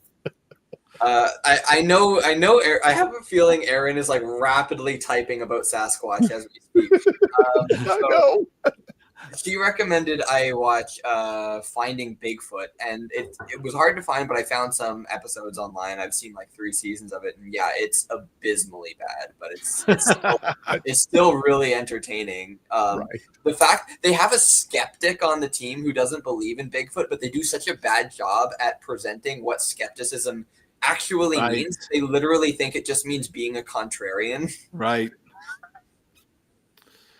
Have any of you guys read The Wind-Up Girls? Now, I've heard of this. That sounds familiar. The author, it's a modern book. It's more recent. I've not read it, but I've heard of it. And I think The Wind-Up Girls, I can't tell if they're cyborgs, robots, or however, Aaron was typing. There we go. Yes. I saw that coming. But I've heard this is good, Wind-Up Girl. I don't know. Yeah. My brother is convinced Bigfoot is real. Of course, he's also a friggin' idiot. Yeah, it's where are the remains? Why wouldn't you have found any remains? And then they'll say, "Oh, we have found remains. They haven't been verified. They haven't been dated. They haven't been DNA checked. But we do have remains. I promise." Right. Yeah, it's a hobby I think that people enjoy, and I wonder if. No, I think people really believe it. I was going to say, I wonder if in the back of their head they're like, "This is just fun," but it's weird because that was a perfect freeze for a minute there. Yeah, I'm making faces now when it you had a perfect smile and everything. Just don't blink, and then you'll be good when you freeze. Sure, that one. Yeah. No, it's strange. It's like conspiracy theories. I think people like to believe in them, and they start only halfway, and then they.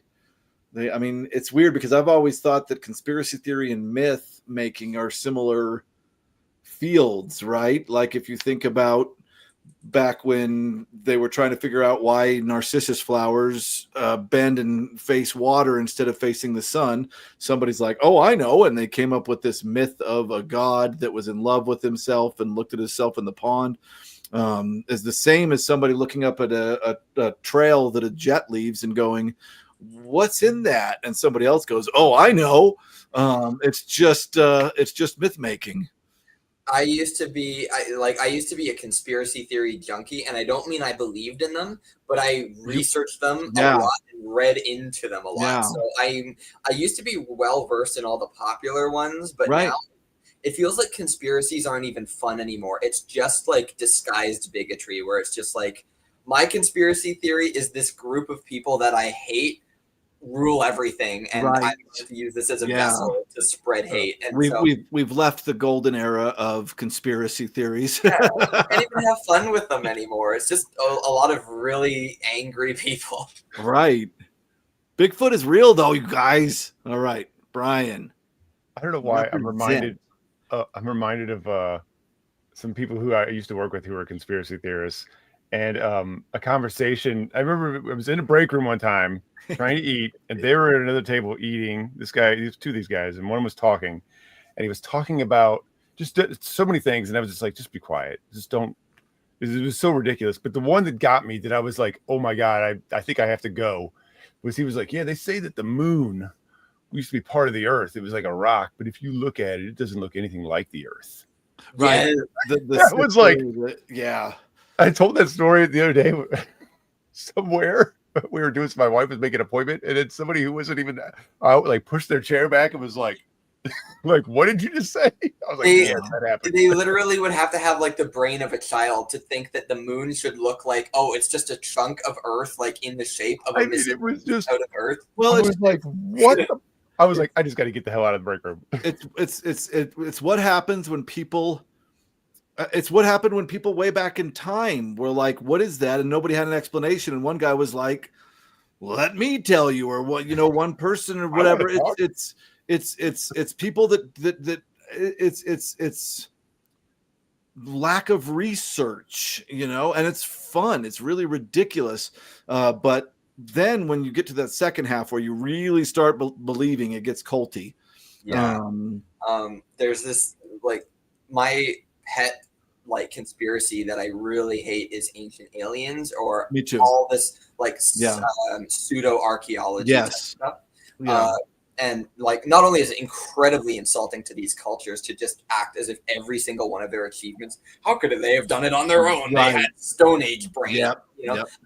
But I met someone recently who was telling me about, like, not even history from that long ago. He was just like, yeah, I think in Roman times, the ancient Egypt was a jungle, and if you look, the Sphinx has water erosion in it. So that was a popular one.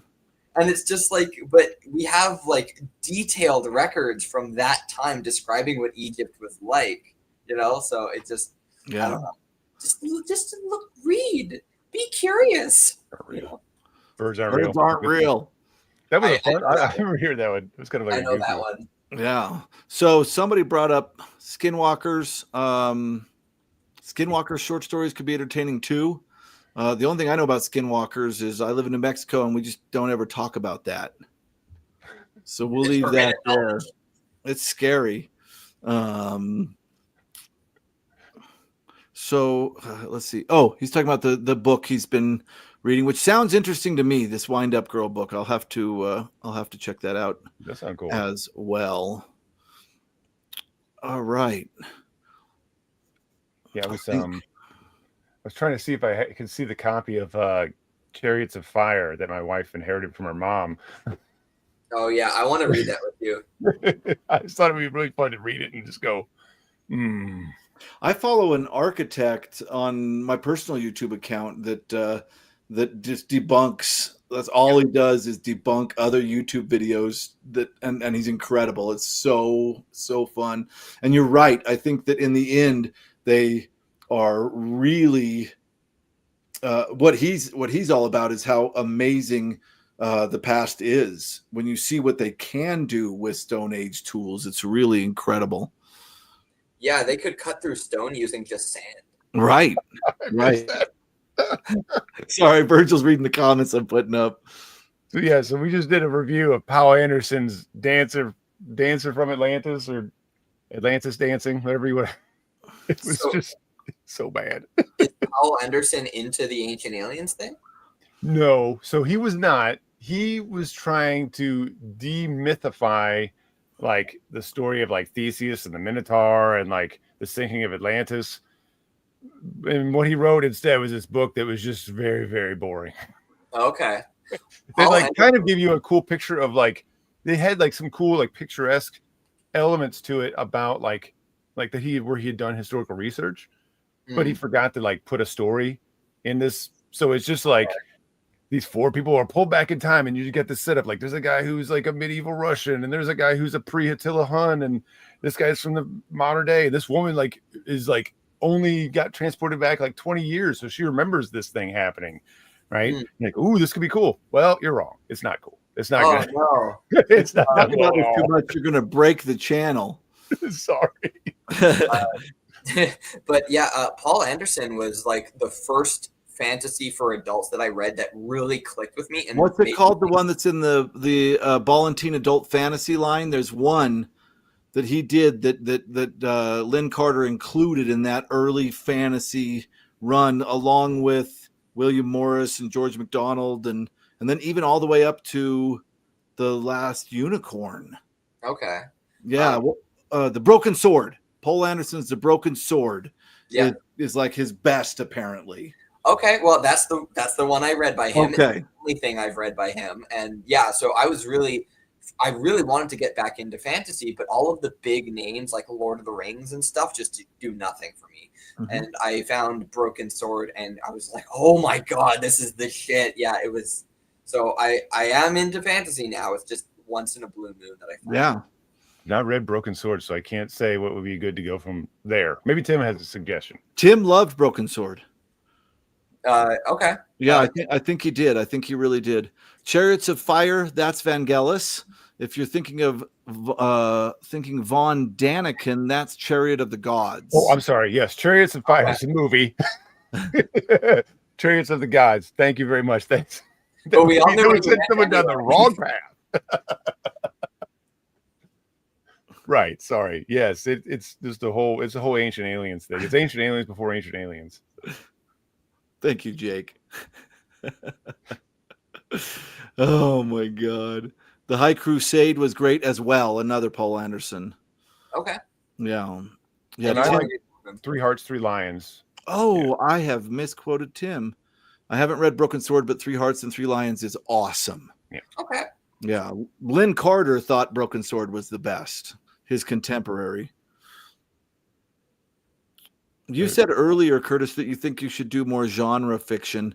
Yeah, I'd love to talk about it. Well, it's really weird because the hardest thing that I have is I don't, and Jake's pointed this out before, is I have a really hard time talking badly about things. Okay. Just the way I was raised, I guess. I can teach you. But so I always try to pick books that I think I'm going to really love. And it's crazy because if you think about science fiction, and I think Jake could really point this out, like 90% of it is pulp. There's so much you have to work through, and it's such a job to do so. But the other side of that is just to go by what critics have said. This is what's great genre fiction. But then you lose people like The Dream Master by Zelazny, right? Which you don't lose Zelazny. People like Zelazny, but nobody talks about that early book. So there's this really weird space where you want to find something that is incredible. It's yours, like you did with When Darkness Loves Us. Yeah. You know what I mean? You were the only one that was talking about that. And that is the hardest part I find with trying to do, because I don't just do genre. I'll jump out and do the magical realism and stuff. But yeah, it's interesting that it does. The eBay algorithm is built in such a way that it wants you to hyper focus. Mm-hmm. It's really strange, but they say if you jump around too much that you won't, that eBay won't know what to do with your algorithm. But screw that. Like I had to get to the point that it was like, read what you want to read and talk about what you want to talk about, and that's it. Probably YouTube. You mean YouTube, but it's okay. And that's mostly I do. What did I say? eBay? eBay. I mean YouTube. eBay doesn't sell what you want to sell. Shift gears. Sorry, go ahead, Curtis. Yeah, so that's mostly the approach I take as well. Just kind of be varied and be open to things. I bounce around a lot. That's what I do. It's like I usually don't read the same kind of book more than once in a row, and then I veer off. But I do pay close attention to reputation. Books that have built up some positive word of mouth over the span of like decades, if not years. And that's usually how I find things for me that work. And then with When Darkness Loves Us, that's just because I was on this pulp horror kick where I wanted to find a diamond in the rough, and then Court was doing paperbacks from hell, so I just started going through those, and most of them were not great, but yeah, When Darkness Loves Us just like jumped out at me. Oh my god! Yeah, and one that was good was Let's Go Play at the Adams. Was no, not for me. But I'm glad you did. Did you love it? I'm torn on it. I think there's things that are really strong about it. I think it's excellent at building up tension. The character writing is not good, and it lacks themes. It could easily have been deeper than it is, but it decided to be more simple. So, like, it's just compelling. It's a compelling book, and that's why I recommend it. So let me if I remember correctly, the background is that. Oh, that's one of the new re-releases. The background of that is that I think it's based on a true crime, and that these young boys kidnap and torture their older teenage babysitter, and the grandma was involved with it. And it's weird because I know what you're thinking of. You're thinking of like American Crime. I think that this is based on. I didn't even know this was based on a true story. I'm gonna look it up really quick. You keep talking. The Girl Next Door might be what you're thinking, or it might be one of those cases where they're all based on the same story.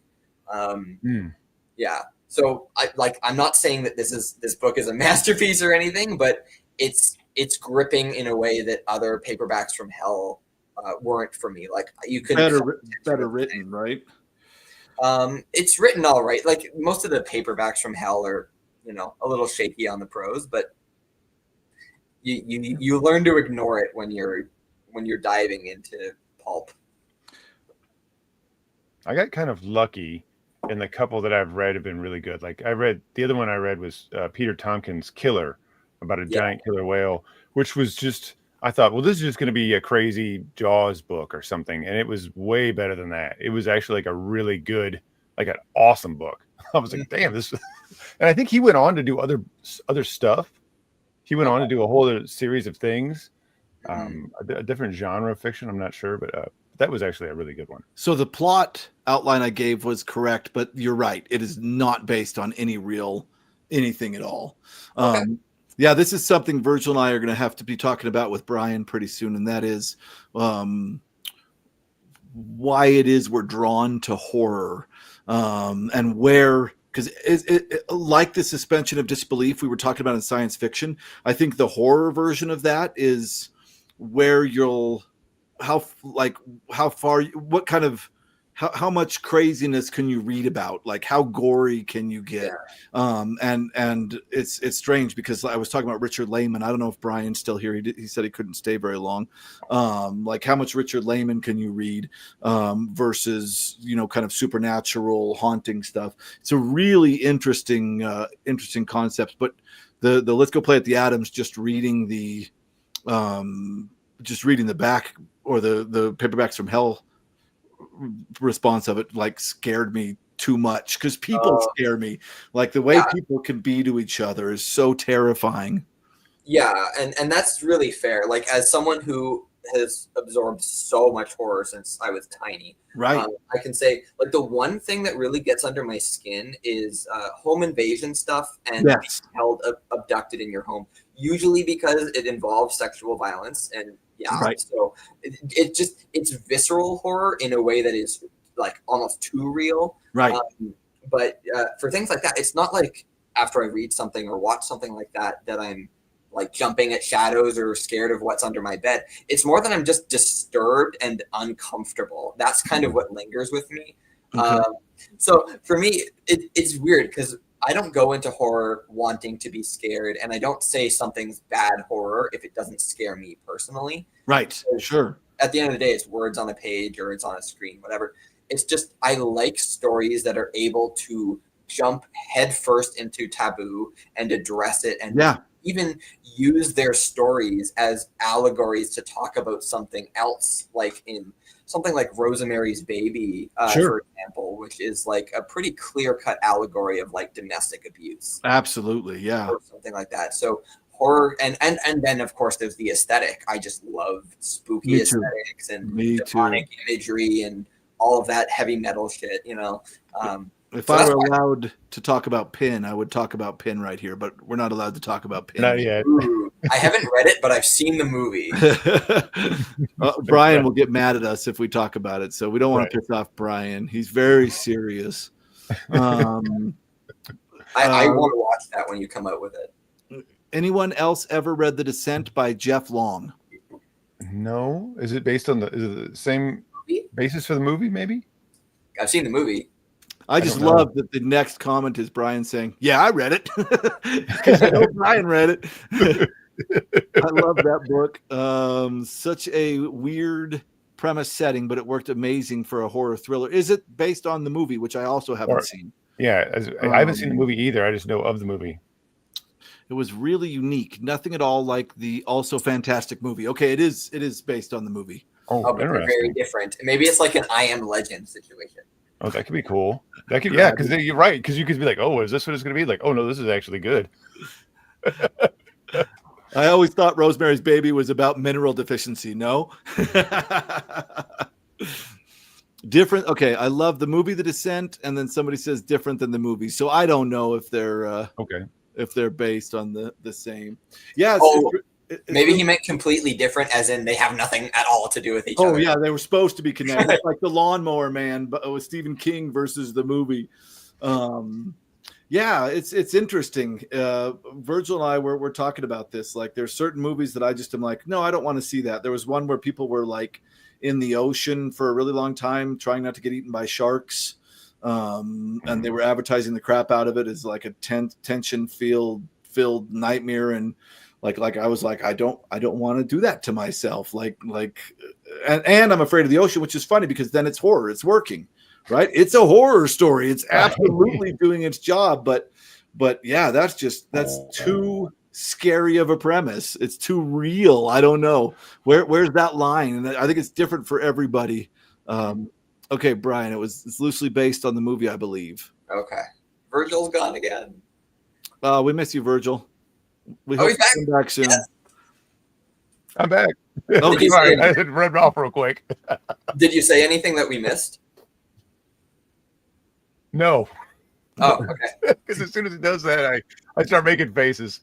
I'm like, maybe one of these comes up. I don't know. Oh, okay. Yeah. Go ahead. So for me, I don't like true crime stuff. I don't know what it is. I know that's a whole thing. I don't like that because I don't like the connection. I guess because it usually bums me out to think that this really happened. Right. Most recent one would be the book Wieland, which is based on kind of based on a real thing that really happened. And in the back of the book that I read, it had the newspaper account from it. So this was like a printed account in a newspaper in I guess it would have been like 1790s or something. And I was going to read it out, read it out loud so that somebody could have it. And I tried reading it and I was like, I'm gonna try again. So then I tried it again and I just finally was like, I don't want to read this. It's like I could read it, but like I didn't want to read it out loud. It hurt because it's just really depressing and sad. Like this really happened to some people, and I can't. It's hard for me to break that connection. I know some people like the whole like those unsolved mysteries, or that's not exactly, but like those murder shows, right? It's like a real popular thing. I totally get why people can like that, and I'm not judging anybody, but I can't. I don't like it. I'm like, I don't want to. I feel like I'm taking enjoyment out of human suffering, and I don't like that. Yeah, some of the I read a lot of history books, and the most upsetting books I have ever read have been history books. Right. Yeah. Very new serious Levi says true crime is often gross and exploitative, and I agree. Mm-hmm. I'm a pretty big true crime kind of person. It's just when it started becoming not a niche thing anymore and became mainstream, then it started getting really garish really quickly. It's not exactly a true crime, but there's a Netflix documentary about the Elisa Lam disappearance, and it was disgusting, like really exploitative, like he said. Okay. Yeah. True crime is horrible. No, We talk about Bigfoot. See, I like that. True crime is horrible when you think about it as $1 billion industry, and none of the money goes to surviving victims or the victims' families. That's true. Yeah, and the thing is, it used to actually sort of it used to be just a community of podcasters, and every time they did like a true disappearance or something, they would advertise, and sometimes they would speak to the families and have them on, so they would put the word out while you're learning about this or whatever. Yeah, my wife would listen to a lot of those, and they were actively trying to help those families to do something, to get closure or whatever. Yeah. Those are like wonderful things that they're doing. And I'm again, not judging anybody who likes that stuff, But then it does kind of sometimes, not those podcasts exactly, but other things, usually film type stuff or books or whatever, it seems like goes farther. Like it usually, and it's a lot of times like the TV stuff. It's not even like these private people doing it. It's like the corporations doing it. It seems like they kind of like, they're just like, well, how can we make a buck off this? You know? Yeah. So anyway. Yeah. But then, yeah, if you go back, it seems a little bit, if you go small and if you go back in time with true crime, it seems to get at least a little bit better. Like there's like the Cold podcast, which is like this season-long podcast series where they got the family's permission and all this stuff. And then there was this guy who was, internet sleuths usually suck at what they do. But there was this guy who had a blog where he was following the disappearance of the Death Valley Germans, and he found them. And you can read about him going through all the motions until he ends up finding their remains. So, woo. I have a mouse. Oh. Not the kind of computer. I'm about to create a true crime on my floor. About to create a true crime on my floor. Oh man. Okay, well, it's gone. I just hope it doesn't get on my glue traps because I don't want to deal with that. Glue traps. Oh, no. We won't get into that. All right. Yeah, it's weird. I don't know. So, I'll watch a murder show every now and again. It's it depends on the person too. It does. Well, it's just really weird. But I guess getting back to just regular horror that deals with taboo subjects, yeah, that's definitely a conversation I'm interested in having. So it'll be cool to have that conversation with you and Brian. Yeah. When we do that, I've got that teaser video. I don't know when I'm going to release it because I don't want to release it too soon. Yeah. Because I don't know when we'll be ready for all that stuff. But we'll have to, when we get stuff scheduled, I'll try and have some dates and stuff. But there's definitely going to be some stuff we're going to do. Yeah. We've been working behind the scenes. Yes, we have.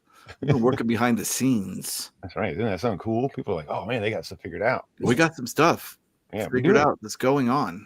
We did. It's true. It's going to blow minds. Minds will be exploded. Yeah. In a very in a way that's consensual. Yeah. Yes. Consensual minds blown. Consensual minds will be blown. Anyhow. That's right.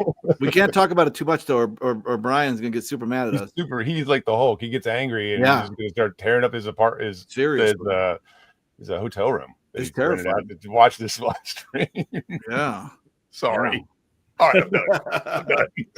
I'm not gonna talk anymore of that. Anyhow. Okay. Any other questions that people want answered? Should we try this record thing? Sure. I don't know. Let's see. I'm going to try this out. They're talking about, I think, true crime in the thing there. We're like, we don't want to talk about this, and then we talked about it a lot. Oh well. Oh, did I drop out? Yeah, you did for a minute. No, now you're currently, you are in the process of dropping out. Yeah. You're just about to anoint us. Yeah. Yeah, it's true. It looks like he's like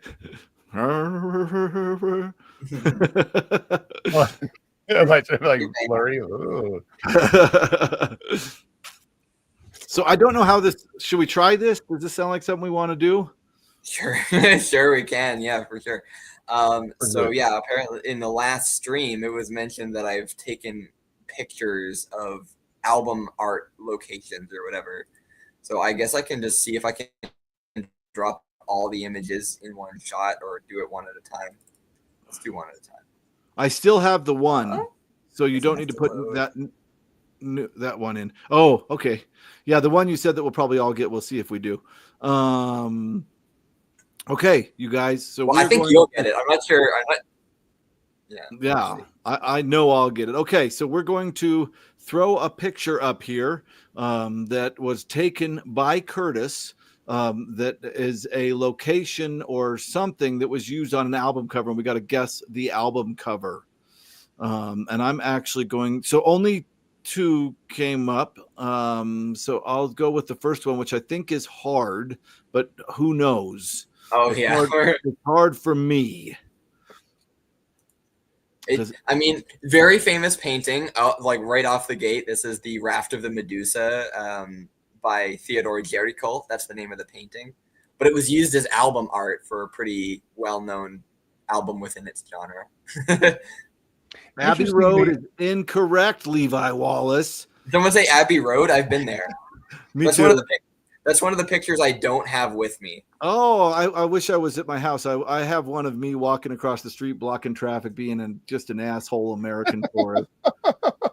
Seriously. I want to say that the long time ago, the IGA grocery store that was local here had this in black and white on one wall as a giant mural, like stretched out. I'm almost positive about that, but I don't know. The Wiggles. The way it might be. Rage Against the Machine. No, Rage Against at the Machine. The original art for Smell the Glove. Piano Man. Moving Pictures by Rush. That's pretty good. We just get like people. That's what I mean. This is not a good one to start off with. No, we started way too hard. Someone got it. Oh, look at Gygaxanor. That's it right there. Boom, score. Goblin of Gygaxanor wins. The album is The Divinity of Oceans by Ahab. They are a funeral doom metal band, and it's a great album. But I knew that was going to be hard, so yeah, that's not. Somebody made it. Whale metal, yes. They do have a concept album about Moby Dick. You're right. Nice. I love music that's based on literature. That is my jam. Yeah, it's called The Call of the Wretched Sea. That one. Call of the Wretched Sea. All right, you guys ready for the next one? This one should be easier. Funeral Doom? Oh, hell yeah, I'm checking that out. I figured you would, Tim. Funeral Doom is really great. I love Mournful Congregation. They're probably my favorite band in the genre. Again, I'm gonna say News from the Gelding. You guys, if you don't watch News from the Gelding, he's insane, hilarious, awesome, and really smart, and he's a wizard. You should go watch his stuff, and he does a live stream of music that is absolutely incredible. And Tim always has him play metal that I've never heard before that I have to go look up after it's done because it's incredible. All right, here comes one that I also have pictures of somewhere. Krabby and Christian are right. The painting is the Raft of the Medusa. Good. Okay. Right. I feel like one of you guys should be able to I know it. I'm just keeping quiet. I'm just keeping quiet. I think I might know. I've got pictures of it as well. Abbey Road is not correct, Levi. But it's close. Eventually. It's in the same city. A long enough timeline. Good. Gumby Pokey got it right away. Yep. Animals. And what is it? The Battersea Power Station is the name of the building. Yeah, that's right.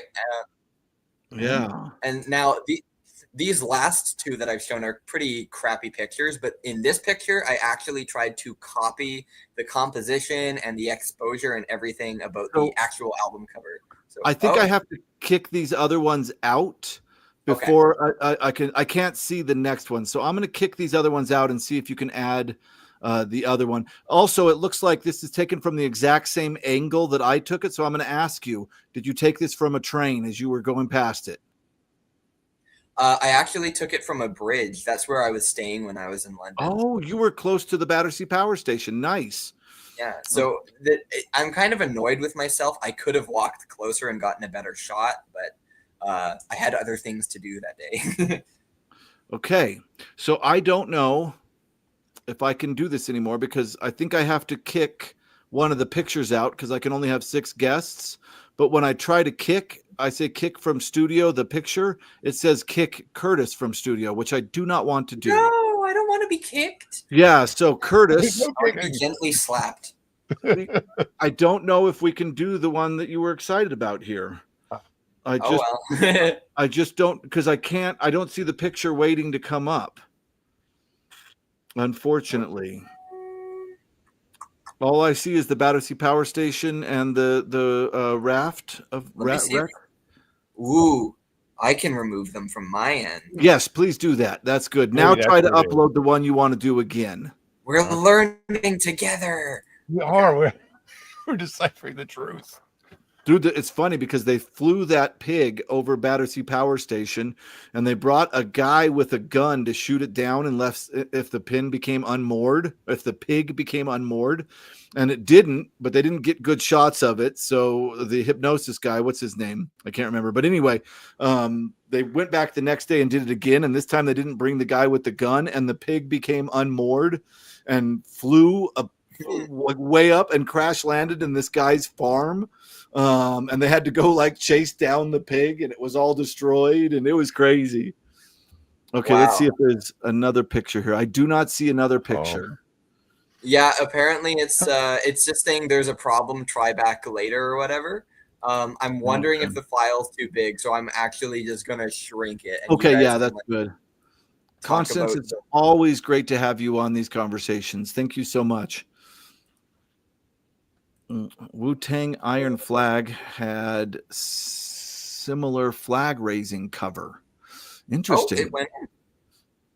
Wu-Tang Clan ain't nothing to. All right. Let's see. All right, we're gonna add a new picture here, and let's see if we know it. I took a good picture. I have. It's weird because I feel like if it's more straight on, I have a guess, but it's wrong. I'm thinking about the Joy Division closer, but that can't be right. That's what I guessed at first too, and it's not it. Someone knew Ahab. That's impressive. So I'm going to see. I have a feeling someone will know this. Levi has a guess. Yeah, I know. Dang it, Levi. One time. The thing is, I've been to Abbey Road. I have pictures of it, but I just don't have them on my computer. Yeah, it's a tourist thing. I think the locals hate it. Just hate it because they block traffic. Yes. Oh, Krabby also went to Joy Division. Yeah. Yeah. But it's weird that the closer sculpture is like on, and it's not part of a building. So do you know the album? It looks like Goblin of Guy Gaxanor is winning again. Is Crowbar correct? Nope. No. Oh, okay. Think Darkwave. Oh. Well, when I think Darkwave, I go to Project Records like Black Tape for a Blue Girl and really early Gothic Lycia and stuff like that. Darkwave. Modern Darkwave or Darkwave when I was a teenager? I think the album came out in the late 80s. Okay, is it? Oh, that's a good guess. No. Okay. No. I thought people would get that one. Current 93, Death in June. Are these your guesses? These are my guesses. You are into neo folk. Oh my gosh, we have so much to talk about. Let's talk about Death in June. They are persona non grata. Linea Aspera. No. Oh dang! This one. I want to listen to all these bands. I thought this one would be one of the easier ones. I'm ashamed. Throbbing Gristle. Let's get into industrial. The George Harrison interview from the Dick Cavett show is awesome. I don't know if I've seen that interview. Oh, I don't know, Curtis. Should I say it? Yeah, I guess. Is everybody cool in the comments if we give it away? Everyone's like, yeesh. Yeah. Well, it's a hard one. That's a really hard one. Okay. So the album's called Within the Realm of a Dying Sun by Mouse. Sorry, I'm reacting. My mouse. Mouse. Within the Realm of a Dying Sun by Dead Can Dance. Oh, Dead Can Dance. Oh my God. Yeah. Oh, God. When he told me, I was like, oh, I should have got that. I went all the way to freaking Current 93 and all this other stuff, and it was Dead Can Dance. Okay. Current 93 is so good. Okay. Now I want to look up this, but I'll do that when the stream ends. Everybody's going like, oh, everybody's doing what I was doing. And he told me, I'm like, oh, why did I miss this? Does this one fit? Or am I going to have to? That's a fun game. Yeah. Oh, here's another one. Okay. Last one. Everybody ready for the last one? Let's see if we can win. And again, it's a terrible picture. In the album art, it has a black backdrop, like solid black background. A solid black background. Yeah, so just pay attention to that statue there. Oh. I don't think people are gonna get this one. Nobody got the last one, so and that Dead Can Dance. I can't believe that. But someone got the Ahab one right out of the gate, and I didn't even know if I wanted to. Oh, well, getting close. We're thinking metal. Okay. Tim, all right. Levi doesn't have a guess. Camelot is so good, by the way. Black Halo. Oh, it's so good. I swear, we got to do a music show. There is a mouse. Oh, ooh. Levi has a guess. Sergeant Pepper's Lonely Hearts Club Band. That's not Abbey Road. I'm guessing Modest Mouse because, there's a mouse. That's right. Yeah, and I removed all of the things that could hurt it. I don't want to hurt it. True guess here. Omens by Elder from I can't read his name. Elder is a really great band, by Christian the way. Wichman. But for the genre, it's melodic death metal. Swedish melodic death metal. That'll narrow it right down. Melodic death metal. I love it. My cousin recently has been seeing a ton of Mouse Rat, a ton of Swedish death metal acts that have been going through Denver, apparently. I don't know. Battle Beast, says Tim. No. I have to look up all these bands when we're done, though. Yeah, Tim One-Handed Man knows his shit. One-Handed Man by The Fugitive. He's got good guesses. I mean, he does. Dick Cavett, why do I know that name? Has a YouTube channel where a bunch of the old interviews from his show are okay, are uploaded. There's another great one with Jaws actor Robert Shaw. That sounds interesting too. I'll have to check that out. That's why I know the name Dick Cavett. All right, it looks like this one we're gonna have to be. Oh nope, somebody's guessing. Dark Tranquility would have definitely been on the same scene with this band, playing at the same time, probably opening for each other, that kind of thing. But no. Should I just go for it? Should I just reveal? Is everybody cool if Icehouse is Gumby Pokey's guess? Hey everybody, look at my shirt. Oh, it's right on my shirt, the baby. Bolt Thrower is Tim's last guess. No, but still, that's close. Yeah, it's Burning Bridges by Arch Enemy, and I didn't know that statue was there. So I was just walking around through Pompeii as a 14-year-old, and I found that statue, and I lost my mind. I was like freaking out, like I didn't know that this statue was here. That's awesome. Funny. I was walking around Pompeii listening to Pink Floyd live in Pompeii, losing my shit when I was there. That's funny, man. 2 generations. Yeah, it's funny. I wasn't even into Arch Enemy back then. I was just into like the death metal stuff, the black metal. But yeah. Oh, Tim's sad. Should have known. He says. Like the big boys of Swedish death metal, melodic death metal. Yeah, I liked Jake saying the mouse is right behind you in all caps. The mouse is calling from upstairs. I'm not afraid of mice, but I get startled so easily. So when I see it, like the first time I saw that I had a mouse, I let out the most real, genuine scream that I have probably since for years, and it was hilarious, and I was laughing at myself.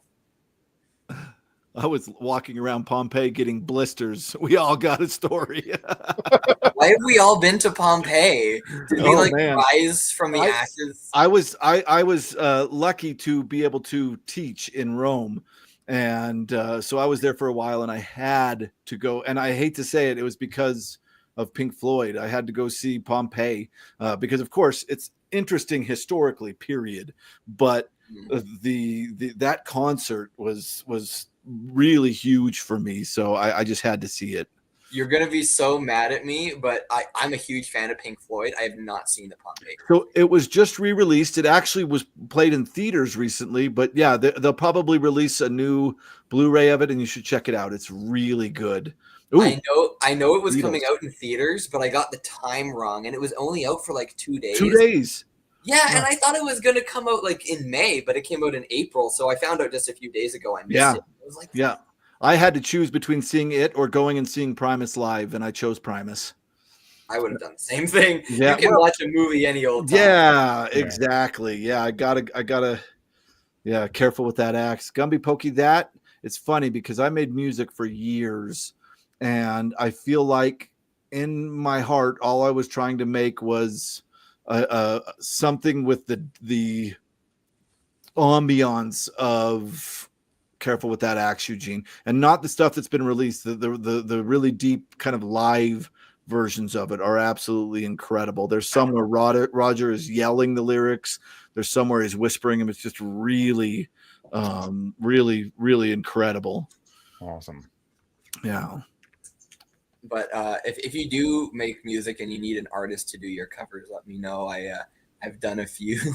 Oh yeah, you were going to talk about. Let me make you the main person here. That's awesome. Yeah. By the way, Curtis, we didn't even talk about the fact that you're like a fantastic artist, and that you had this really great video that you did in the fishing industry not too long ago, showing your stuff, and you've done album art. Yes, I'm sorry my webcam is so garbage, but yeah, I've done a few album covers for very small bands.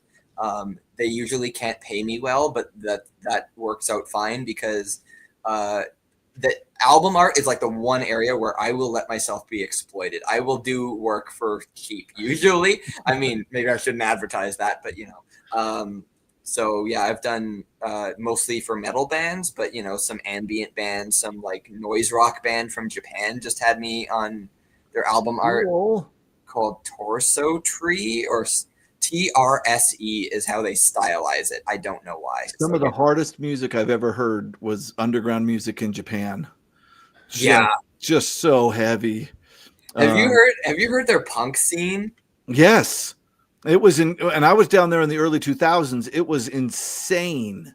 Oh my God. And the same time that was going on, they were doing there was a huge kind of jam band psychedelic revival that I discovered Acid Mother's Temple from, that was just insane. Cool bands. Really, really cool. Do get a hold of Krabby. Krabby great hardcore electronic music, really wonderful. What was I going to say? There's a Japanese all-girl punk band that started playing recently called Otoboke Beaver, and oh my gosh, so good. I'll have to check it out. Yeah, I really want to get back into making music. Yeah, I got out of it and started a YouTube channel, and I haven't made anything since. I really haven't. I feel like I finally made a record that I listened to and absolutely loved, that I had created myself, and then all the creativity burned out at that moment. And it's out there, but I will never tell people the name of the band. But yeah, I was after that. I was like, all right, I'm gonna start a YouTube channel, and that's where my creativity goes now. I will share my ambient stuff, but only on the channel. Metal music needs great art for immersion. Looking at the covers when you're listening to music, looking at the covers is so fun, and it is. Yeah, and it's really been interesting to be given a chance. Like some of the first jobs I ever got as an artist were album covers. Like I was on just this metal sharing forum, and a depressive black metal band from Spain was just like, I like your work. Can I use it? That's great. And the only thing I asked for was a free CD that was signed, because I was like 16. I didn't know how to ask money. Yeah. But while you have me big on the screen, I guess I might as well. We before the stream started, we were talking about how I've been hired to illustrate like a book of an epic poem. So I've done the first illustration. That's incredible. and it's like a history type epic poem, and it's like connecting all of these threads. Like I'm in Halifax, so there's the Halifax explosion, but also Hiroshima. Yeah, I see the Hiroshima building back there with the dome. Okay, yeah, so you're familiar with it too. Yeah, so these are based on my own photos I took while I was there, and he just incidentally was like, I need like artwork of Hiroshima.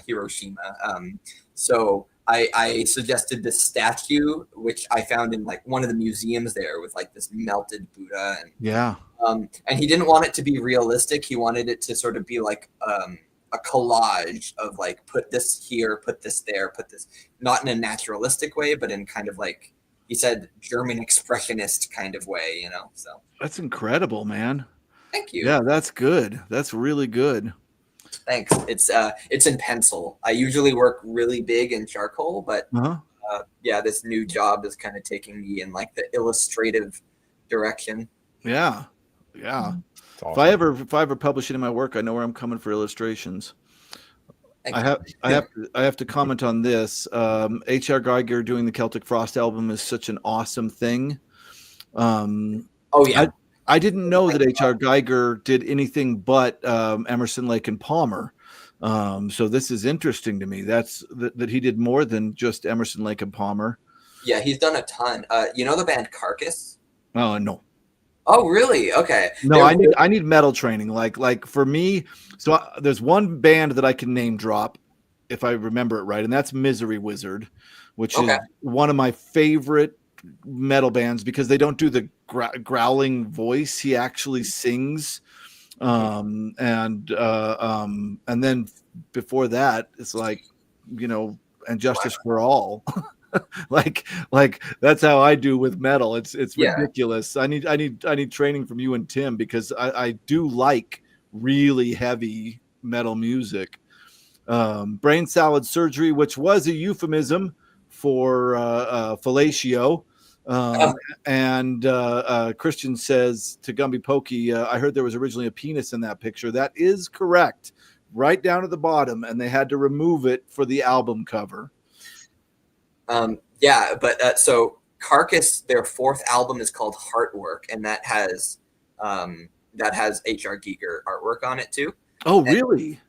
Yeah, there you go. Heartwork is a masterpiece. And someone just mentioned Candlemass. The first three albums of Candlemass are incredible. Epicus, Jumicus, Metallicus, Nightfall, and I'm blanking on the third one because I'm on the spot, but that's one's all right. Ancient Dreams. I think that's Ancient Dreams. Yeah. Okay. Well, I'll do it because that one song. What was the song you played, Tim? It was Solitude. Gnome. What was the song that you played on the radio show? Hopefully he'll respond.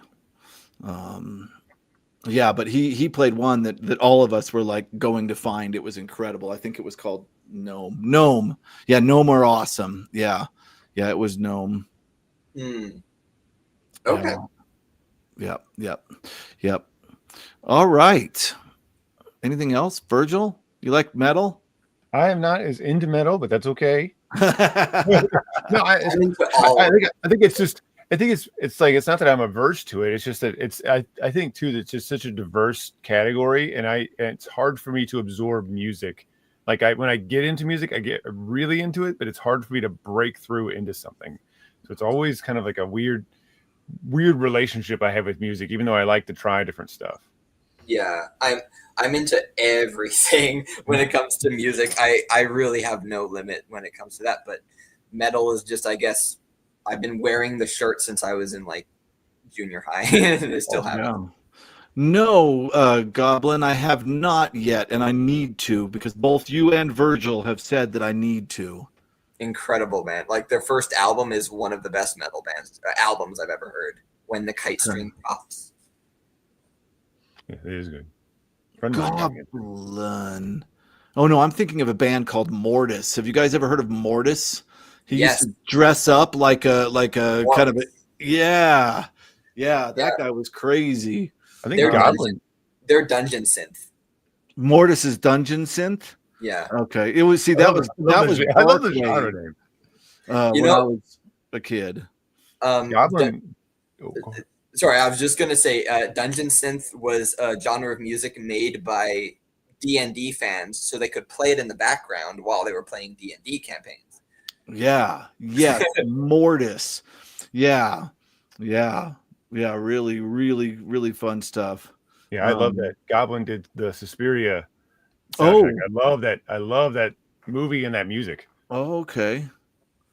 Yeah, I do actually love that. I have some weird See, I gotta remember all these or learn these new genres. I can't remember the name of the band, but there's a guy who does music like that, and I wish I could remember. I have a couple of their actual vinyl albums. I'm surprised there's 20 people listening to us talk about deep heavy metal tracks. Popular stuff. 21 now. Let me see. I'm gonna grab this album because I can't remember what the band is called, but I brought it up. Okay. I'm a big fan of Miles Davis too. Folk. Oh, I've always been eclectic with my music. I just like good music. Yeah. I was in Peru and Bolivia last year, and I was listening to just pure cumbia and Andean folk, and it was really cool to listen to that while being there. Those are places I've never been. Dream Division. So they're pretty cool. It's kind of like weird. It reminds me of Goblin. I don't know. I don't know it again? Dream Division. Dream Division. Division. I found them because they do a lot of stuff. They did a whole soundtrack, not just them, but some other bands too. Did a whole soundtrack for Dracula, and released those tracks inspired by Dracula or something.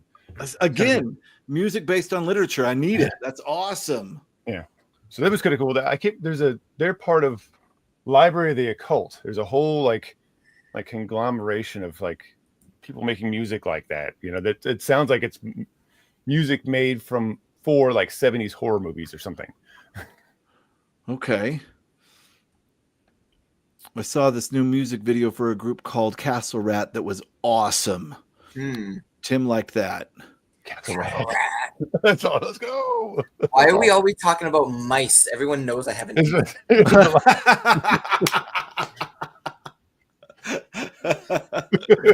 Oh my gosh, they look very glammy. Fantasy doom metal? They look like a glam band from the 80s. That's crazy. Nice.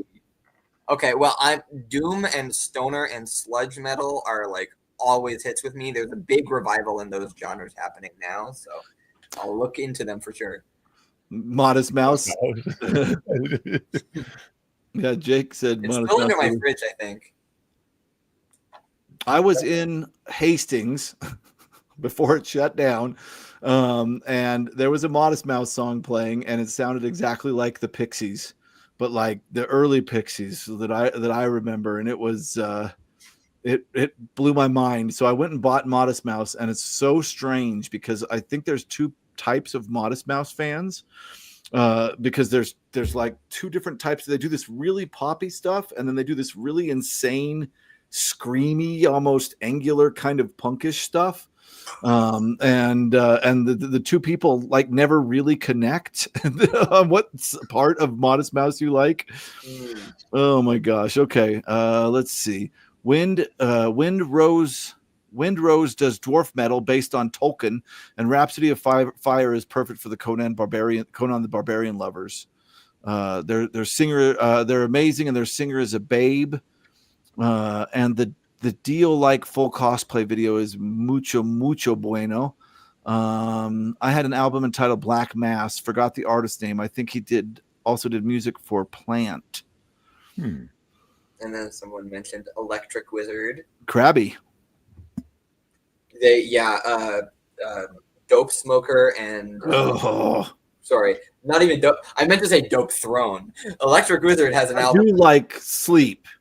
Sleep is incredible. I saw them live. Oh, nice. I got a signature. They signed my album and that's awesome. I got guitar picks and everything. Yeah. And you know what song they played as their finale? I only know the one, so I'm not going to know. They played Dope Smoker. Oh, good. Okay, that's the only As a song I know by them is Dope Smoker, because that's the whole record. 64 minutes long, and they Yeah. started. My friend was like, "Oh, they're rapping. That's good. I have work tomorrow. I should go to sleep soon." And then they started the finale, and it was Dope Smoker, and we looked at each other and we're like, "Are they gonna play the whole thing?" They played half of it. They played for a solid 30 minutes. It was Wow. Yeah. So it was like a 2.5-hour concert because of that. That's awesome. Awesome.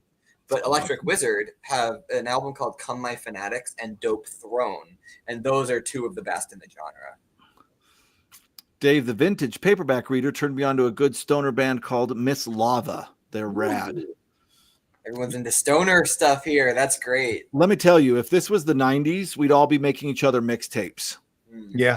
And sending to each That's what I'm other. saying, And like, I listening need to a them in our car.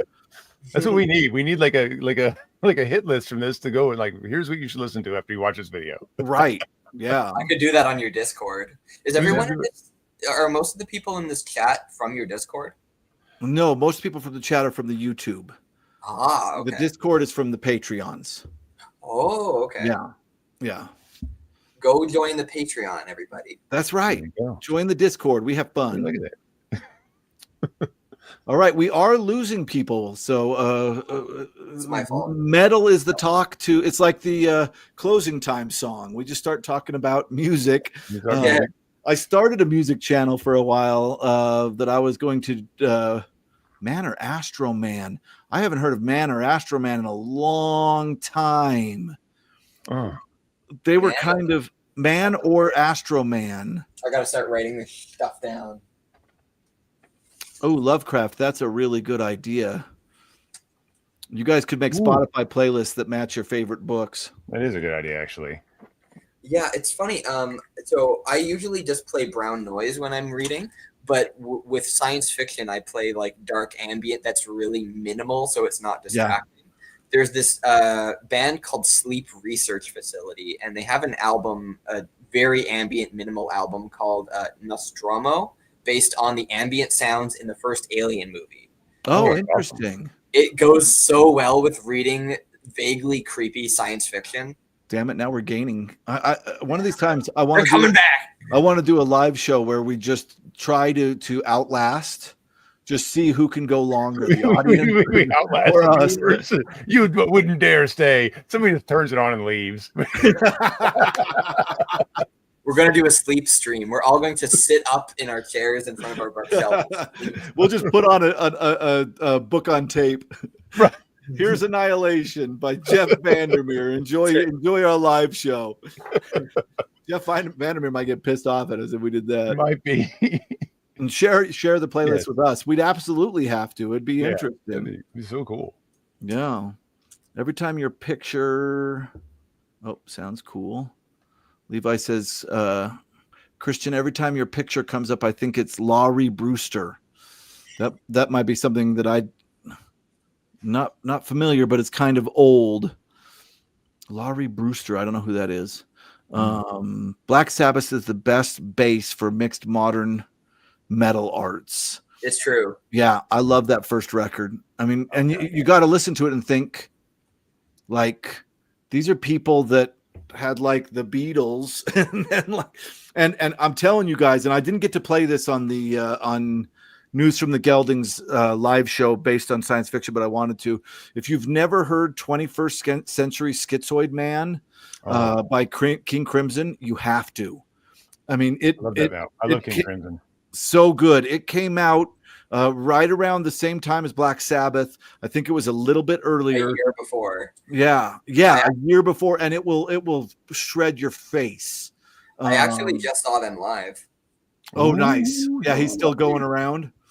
Yes, they're going around with a project called Beat, and in that they're only playing material from their 80s output. So I had to quickly get acquainted because I'm more familiar with their old stuff. Me too. Oh my gosh, Three of a Perfect Pair and Discipline are such good albums. Yeah. So seeing them live, oof. So Greg Lake came from King Crimson to join Emerson, Lake and Palmer. That's where he originally was. Okay. Really, like the first time I heard 21st Century Schizoid Man, I was just like, okay, this is where it all started. It Like, sounds so modern. I yeah, didn't like when I found out it was 1969, it blew my mind. I Yeah. thought like late 80s. yeah, And yeah, it's so ahead of its I mean, everyone who knows King Crimson knows how ahead of their time they were, but yeah, it's just mind-blowing. yeah, yeah. Really, truly, really, truly. Also, any of that early Hawkwind was way before its time too. Hawkwind. Bill Bill Wind is my favorite. Bill Ward is my favorite drummer. Listen to Gentle Giant. Gentle Giant is also an incredible early. It's prog, but it's a specific genre of prog that's linked to a place, and I can't remember now. The Canterbury scene. I think Okay. Gentle Giant is part of the Canterbury scene in Prague. Okay. I'm writing them down. Canterbury, thank you. Yes, Christian. I hope I'm saying your name right. Yeah, the Canterbury scene. I believe it's pronounced Christ Ian. Christ Ian. All right, I like that. Christ Ian. All right, Virgil. No, you guys can keep going. It's fine. I just got to run and take one of the teenagers back home. I'll be gone for a minute. If you guys want to keep going, Yeah, we'll that's keep okay. going. If you come back, jump back in. If we're done, we'll be done. All right. Well, maybe you'll see me again. Maybe you won't. All right. Thanks, Virgil. Are people going to watch this when they see it's like 70 years long? Right. Ecstasy. So this is crazy. Literally last night, I was talking to my brother Jason, and we were talking about Ecstasy. And the two songs that I know of Ecstasy is now I can't think of them. Dear God, and the Hey Hey Night Bites Day song, which I think played on 120 Minutes back on MTV, when that was the only place you could get really wild music. But there is a movie that came out recently. I don't know if it just streamed right to Netflix. It was called Vivarium. Have you guys heard of a movie called Vivarium? It's about this couple that move into a neighborhood. Well, no, they go looking at a house in a neighborhood. I forgot about Making Plans for Nigel. And they go to the neighborhood and they suddenly can't go out. Speaking of liminal, like they try to drive out and they can't remember how many turns they took, and they're lost in this suburban nightmare. And then suddenly they're like stuck in this house, and a baby is delivered to their front door in a box, and they have to raise this baby, and it might be an alien baby. Wild, weird movie that I just found randomly on Netflix one day. Really incredible. And there's an XTC song in it that is probably the coolest XTC song I've ever heard. My brother played it for me yesterday, and I am not going to remember the title. I'll put it on as a post on my channel later. But it was incredible. Like XTC, I think could have been really huge. They did the Modest Mouse thing where they did this half pop and half really kind of intense experimental hard music. Now we're losing people again. I think is interesting. Now, We've All Been Making Plans for Nigel an XTC song? I know the song. I think it is. But I don't know. And Primus covered it. Okay. Oh, and Christian saw that movie that I'm talking about. Yeah. It was really weird. It was really strange. I'll have to check it out next time I'm watching movies, which is not that often anymore. Yeah, it is. Okay. Vivarium is the name. Correct. Yeah, for anybody looking, that's how it's spelled. Vivarium. Oh, ooh. Is this the name of the song that's in Vivarium? Statue of Liberty, Ecstasy's finest song. That's interesting. I don't know if that is the name of the song that I heard last night, but whatever it was freaking incredible. And it doesn't sound like any of the other songs we've mentioned at all. It is wild. Okay. Yeah, really cool. Hmm. I don't know how we got onto an ecstasy kick. Sorry, Someone Curtis. brought it up in the chat. Yeah, you should see it. It's a weird movie. It's a really weird movie. Yeah, I should talk about it on the channel one of these times. Hmm. All right, now we're really talking about ecstasy. Sorry. I'm not familiar with the band. Right, that makes it hard. It's probably how Virgil felt for the whole end there. That's why he left. Oh my goodness. Okay. What else, people? Are we done? Is that it? What is happening in your life? Toad Road is a good weird horror movie. Don't know that one, but No. if Vivarium sounds good, then we might have similar horror movie taste. Yeah, I don't know if they're from the album. Sorry. Yeah, I'll have to. XTC is a band I'll have to look further into. XTC. Oh, that's a great idea. Thank you, Lovecraft. That's a wonderful idea. That's a good way to close up. Right. Plus, what are we reading? Okay. So, Yes. yeah, what you got coming up there? Thank you. What you got coming up, Curtis? Well, I'm currently working my way through These Truths by Jill Lepore, History of the United States in one chunky volume. And Nice. because I'm reading a long book, it'll probably take me another month to finish. So I want to do something, put something out in the meantime. So I'm going through the audiobook of Solaris, and this is like my fourth time going through it. Is it the new translation or is it the same French translation? It's the new translation. I checked because I have good. I have 2 copies. Oh, good. Okay. So yeah, I'm gonna finish. I'm listening to it on audio as I work, and I'm already familiar with it. It's just to refresh me so that I can write a review and do a review video for Solaris, and then hopefully by then I'll be a little closer to finishing this. Yeah. Then yeah, just continue doing what I'm doing, going through my reading list that I mentioned a few videos ago, and reviewing every few books. Nice. Fantastic. Yeah. What about you?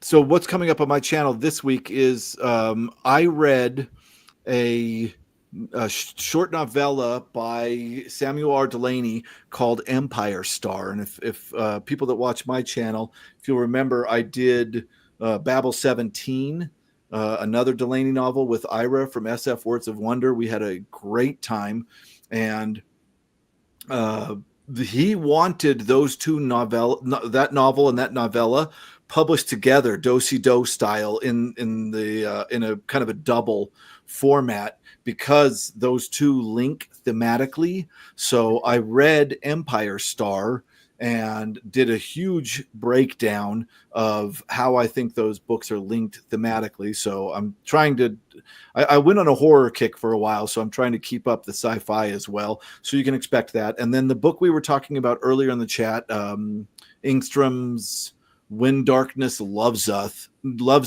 I just read. And that was because of Curtis through Virgil. And it was absolutely incredible. So I'll be talking about that as well.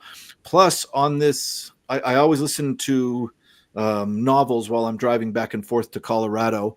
I'm finishing up Swan Song. I have about 4 hours left of McCammon's Swan Song, which is a huge brick of a post-apocalyptic novel. And that has been really fun. It's like genre hopping. The whole time I've been reading that, I've been thinking about genres, because part of it's like sword and sorcery, part of it's like straight up post-apocalyptic science fiction novel, part of it is fairy tale, and I've forgotten what the end. Oh, and the end part reminds me of Seven Samurai.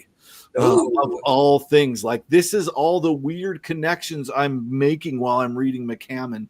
So I will be talking about Swan Song. I haven't recorded a video yet, but that will be coming up. And then right now I'm reading Time Out of Joint by Philip K. Dick, and I've just made it to the first weird moment where he's starting to question his reality, as you know is going to happen in all Philip K. Dicks.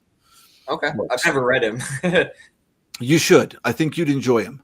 You seem to like complex stuff. I really think you would enjoy him. And I think this is really strange. So my favorite novel by him of all time, and I haven't read everything, so I'm not an expert, but my favorite novel from him of all time is The Three Stigmata of Palmer Eldritch. Which is absolutely incredible, weird, reality questioning, identity questioning stuff. But I really do believe that Do Androids Dream of Electric Sheep is a great place to start. Okay. It really is, because it's not what you think. It is everything you think will be swept away. And I think Philip K. Dick is one of these writers that transcends science fiction genre, and is more magical realism almost. His themes are really incredible. Yeah, I really do want to get more into science fiction, because every time I'm lucky enough to find one that clicks with me, it really clicks with me. Like Solaris continues to resonate with me all this time later, and I've been through it like 3 or 4 times. Right. And it's like we talked about earlier, the problem is getting through that pulp to find the real diamonds. This is a perfect quote about Three Stigmata. I've read Three Stigmata. It's memorable like an acid trip. Cool. Absolutely. PKD is out there in the best way. Yeah, I think that'd be a place that you would really enjoy starting. If you like Solaris, I think that either the Three Stigmata or I'm just throwing you in the deep end, and I know Valis is even weirder, but yeah, that's fine. I read a lot of surrealist postmodern stuff, so yeah, that's totally cool with me. Yeah, I think you'd really enjoy that. So yeah, that's somewhere you can go. But yeah, I'm reading that, so you can expect that in the future. And then I'm reading for fantasy, because I like to read all the genres all the time. I'm reading Tanith Lee's Death's Master. And I'm reading that because at first I was reading it to be kind of clickbaity, because everybody and their dog was saying that Neil Gaiman ripped off that novel for Sandman.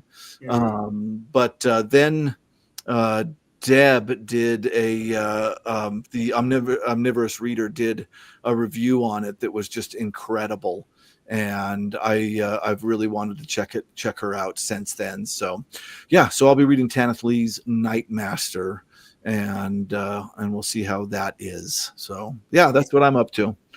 I read like 4 books at once. Wow, I can't do it. Usually, the best I can do is 1 book per medium. So 1 physical, 1 audio. That's the best I can do. Yeah, I always stick to 1 audio, but physical, I'm like halfway through all those novels I just mentioned. I feel like it starts to break into how well I can retain the information. And maybe that's just because I read a lot of nonfiction. I don't know. Yeah. It could also be because I have ADHD. I don't know. Right. Just reading it all unbroken really helps immerse me. Yeah, that makes sense. Yeah. My sister-in-law also has ADHD, and she always focuses on one book. Yeah. Tanith Lee is hard to get a hold of here in Ireland. She's now hard to get a hold of everywhere. Once people started claiming that Gaiman took all the Sandman stuff from her, the eBay prices went up to $250 to $300 for Night's Master. Well, and I was creates demand to reprint it. Sorry to interrupt. No, that's fine. What's up? That was fast, dude. Gosh. Was it just right down the street? Now I can take a bathroom break. It's in the neighborhood, but it's just like a little too far for teenagers to walk in the dark. So we got to 16 for a minute, but now it's back up to 22. They don't want us to leave. Oh my gosh, it's awesome. We got on to Tanith Lee. I could see. Yeah, we got into Philip K. Dick, and then I was just talking about Tanith Lee. It's hard to get everywhere now because the prices went insane. Yeah. These aren't so bad now in the States, at least. Are you talking about the book clubs? Did they finally go down? These aren't crazy anymore. I just saw them the other day. These aren't crazy anymore. Oh, good, because they were going for 200. Cheap, but they're not like 100 and something. I don't think. I say that, but double check, I guess. But yeah. Yeah. So, okay, Jake, we got down to 16 viewers. We decided we were going to talk everybody out. But yeah, unfortunately now the count's going up again. So we just, I don't know. I'm not doing anything right now. Virgil literally had to leave and take somebody home and come back. And he's now back. Teenager home. Right. This is the last week of school. I didn't know. So my daughter's friend is a senior, so she's already had her last day of school. And but she lives like the other end of the subdivision. I'm like, well, I'll drive you home. It's fine. My wife actually texted me. That's why I kept looking at my phone. I'm like, yes. And I'm like, how long ago was that? I'm like, oh, these kids. I'm like, I don't know the parents. So I'm like, I don't want them to be like, where's my kid at? I'm like, yeah, well, I'm doing a live stream. So I got to tell you, Virgil and I once spoke with Richard Rempel from Vintage SF and Daniel Otto Jack Peterson, who is the king of Lafferty, for 7 straight hours. Yes, those were broken into multiple videos, but that was one continuous stream. I think we took there's a break. There's a small break, I think, of like 15 minutes. I went upstairs and I ate some crackers and I drank some water and I came back down. We started at 3 my time and ended at 10. Oh my God. It was it was cool, but I was like just wasted. Like I was like, I couldn't do anything else. I was like, I just sat on the couch upstairs. Was like, you got wasted on stream and I wasn't there. It was just so weird. Jake, you're right. Video. I think I actually put your question on screen at one point, and then we moved somewhere different. Great question. On to my first question. Any obscure or underrated SF female authors? I have a few that I can think of. Obscure or underrated? Kate Wilhelm. And I'm not in my library, so I can't jump up and show these. Do you have Abyss on you, Virgil? Oh, yes, I do. But you have to give me a second. Let me get up. I could make other people get up, Jake, instead of doing it myself. I just have to not be in my library. So I don't really have any science. Like, I'm so limited in the science fiction that I've read, but I can hold up some lesser known female writers that I know. Nice. Yeah. Well, he's getting that book. Yeah. I already mentioned Orange Eats Creeps by Grace Krolanovich, which is surrealist fiction, very gutter punk, a dirty book, but it's a lot of fun stream of consciousness.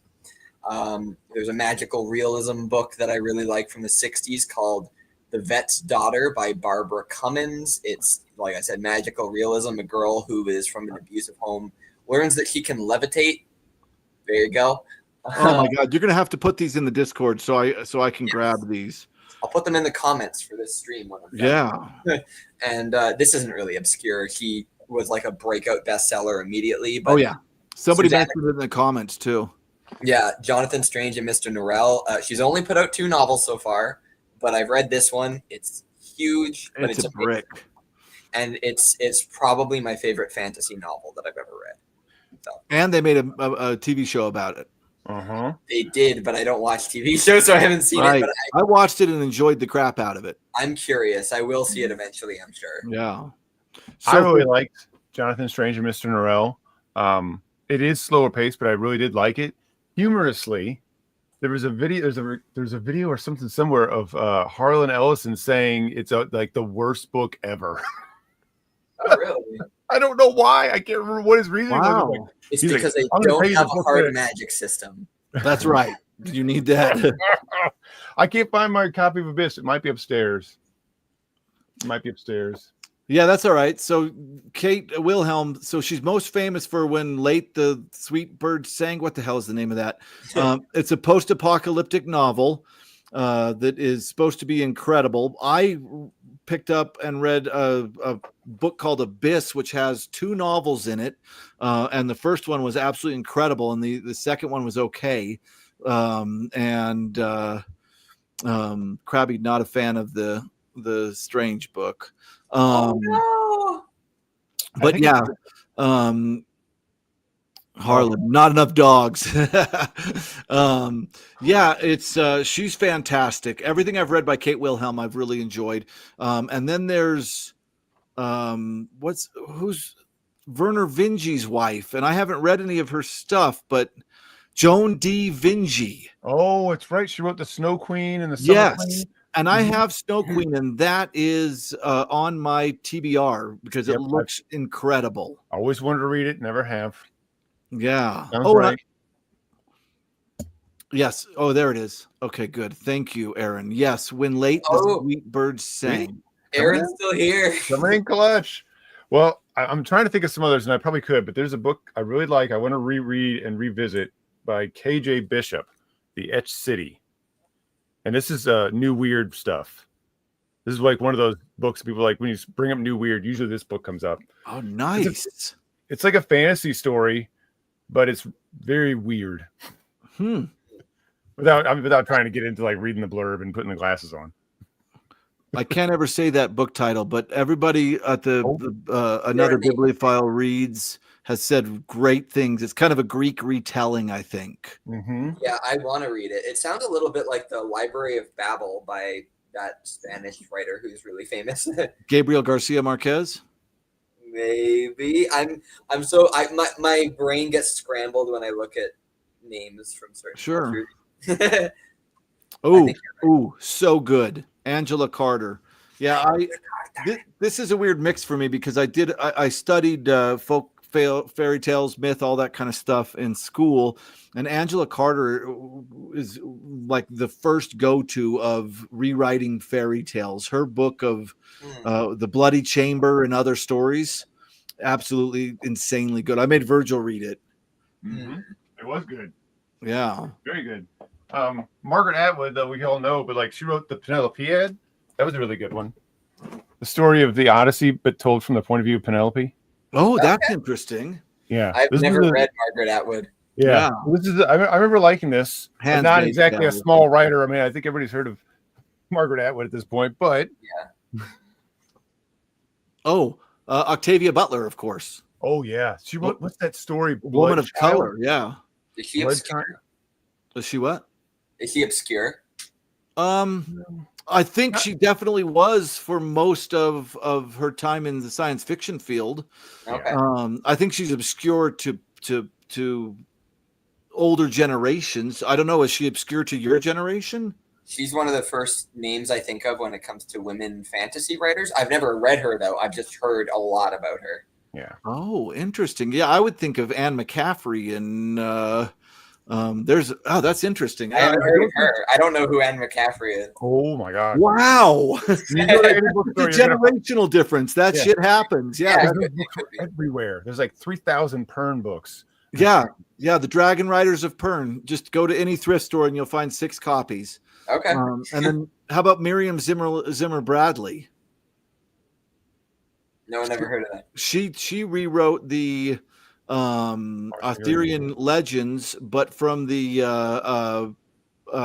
point of view of all the women, was huge in the 90s. Then it turned out she's really crazy monster, like molesting her children type of stuff. What? Yeah. Wow. It was like super popular. Yeah. I thought you meant like she had bad opinions on Twitter or something. No. Like her daughter came out and like intense. Oh, that's not good. Yeah, and Tim, I think did you do her work? Who? I'm sorry. I said pirate her work. Yeah, that's right. That's right. Yeah. Buy used copies. No, maybe it wasn't. Somebody did a YouTube video on the first Pern book that I really enjoyed, and I don't know. I watch a lot of BookTube. I think the Pern series is not a bad series. It's just that she was so prolific. Yeah, she wrote so many. There's more than 50 books in the Pern series.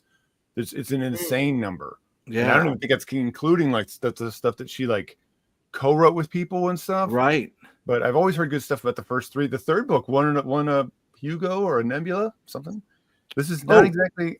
Let's go. No, you go, Virgil, and then you might be saying what I'm thinking of. Go ahead. This is kind of like historical fiction, sort of, but maybe worth reading is Morgan Llewellyn. So she wrote. I read her stuff about Brian of Banu, the Irish. Is that right? I'm probably saying that wrong. I'm sorry, but she writes a lot of like these Irish epics and like kind of like it's sort of historical fiction.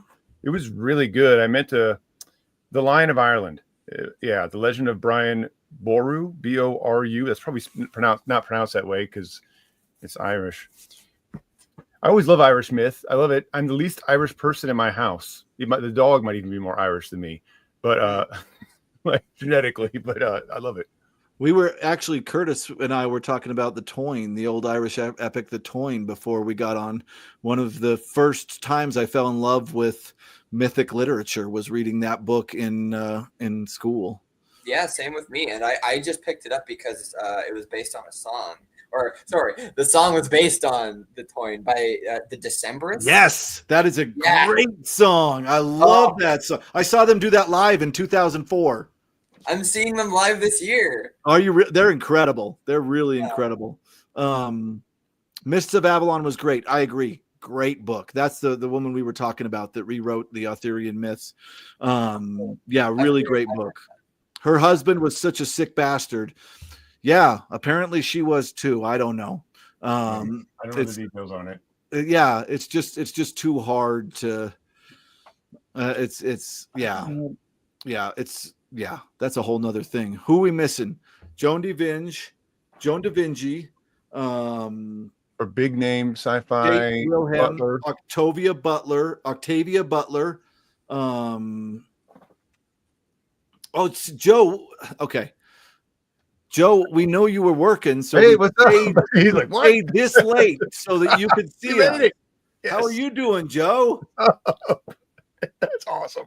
We stayed on because we knew you were going to try and get here. Oh, the Mabinogion, I'm sorry if I'm saying that incorrectly, is also one that I absolutely loved. You know what I remember most from that? It's really strange because this is Welsh, really early Welsh, but it has some Arthurian connection. If I say anything wrong, Lawrence, let me know. But there's this part where there's a horseman and he sees this woman and he's like, who is this mysterious woman? And so he starts riding his horse towards her, and no matter how fast or slow he keeps the horse, the woman is always the exact same distance from him. And various stuff happens after that, but that is what I remember the most from that. Another great one is the Nibelungen which I want to read that. It's great. I taught a class on it. It was really fun, incredible. I mean, just they should be making movies of all these. They really should. They're so good. Aren't those called Lord of the Rings? Yeah. Loved the original Pern trilogy myself. Yeah, I need to give it a try. I know that first one is like science fantasy, like we talked about, but it's I think it stays pretty true to fantasy after that. Let's see. I'm trying to think of the name of the artist who does all this who did all these Celtic myths, and he did like art books for them. In this Celtic style. I don't know. It's probably down here. You know what? I'll just look. I can still hear. Also have the Pern Fire Lizard series. I know who we forgot. James Tiptree Jr. Oh, that's right. You want to talk about an interesting female writer in science fiction. James Tiptree Jr. published under a male pseudonym, and people started feeling like maybe so she was very secretive. Nobody could figure out anything about her. And correct me if I'm wrong on any of this, Virgil. Harlan Ellison included her in his second Dangerous Visions book, and said in his opening that this writer absolutely must be a man. There's no way this writer is a woman. So he's like, I'm putting this to rest now. James Tiptree Jr. is a male writer. And it came out that she eventually was a woman writer. What's her name? Alice. Oh, I don't. Hold on. I love that if I'm not in my library, Virgil has to be the one to get up constly. This is great. You guys were gaining viewers. We're not losing viewers. We're gaining them. What was I gonna say? Yeah, you guys are so knowledgeable about your genres. Like, I'm spotty with every genre because I'm all over the place with what I read. But you guys are like locked in. This is all new since the channel started. Really? Okay. Yeah, because I was all, literature, like classics and magical realism and all that kind of stuff. And I loved horror when I was young. And then, oh yeah, that's true. And then I was just like, I want to get into science fiction, but like I said, I want to find the weird gems. I think it was Geoffrey of Monmouth that took parts from the Welsh Tales when writing about Arthur. Yeah, I think you're right. Geoffrey of Monmouth was interesting. I actually got a copy of his Life of Merlin, which is a lesser known story that he did, where he wrote all about the life of Merlin, which I think is what Mary Stuart used to write her Merlin trilogy, which is absolutely incredible. I don't know where it went. I got it on. No, I couldn't find out. Zero. Did you like it? That is a mind-bending book, man. That is weird and so fun. That's a good title. Holy shit. Yeah, really, truly, great title, great book. That's another one, Curtis. If you're looking for just the strangest sci-fi you can find that nobody's talking about, The Hole in Zero. Oh, okay. Who's it by? We got it. Oh, Olga Robin. I should have mentioned that. Oh yeah. So yeah, the author of The Employees. There you go. Oh yeah. I actually know an obscure sci-fi. Yeah, there you go. Author. There's others. I just can't. For some reason, I can't think of it right now. I don't even know if Jake's still on here. Did we answer your question, Jake? Jake's dead. Jake's dead from how He didn't make it. Oh my god!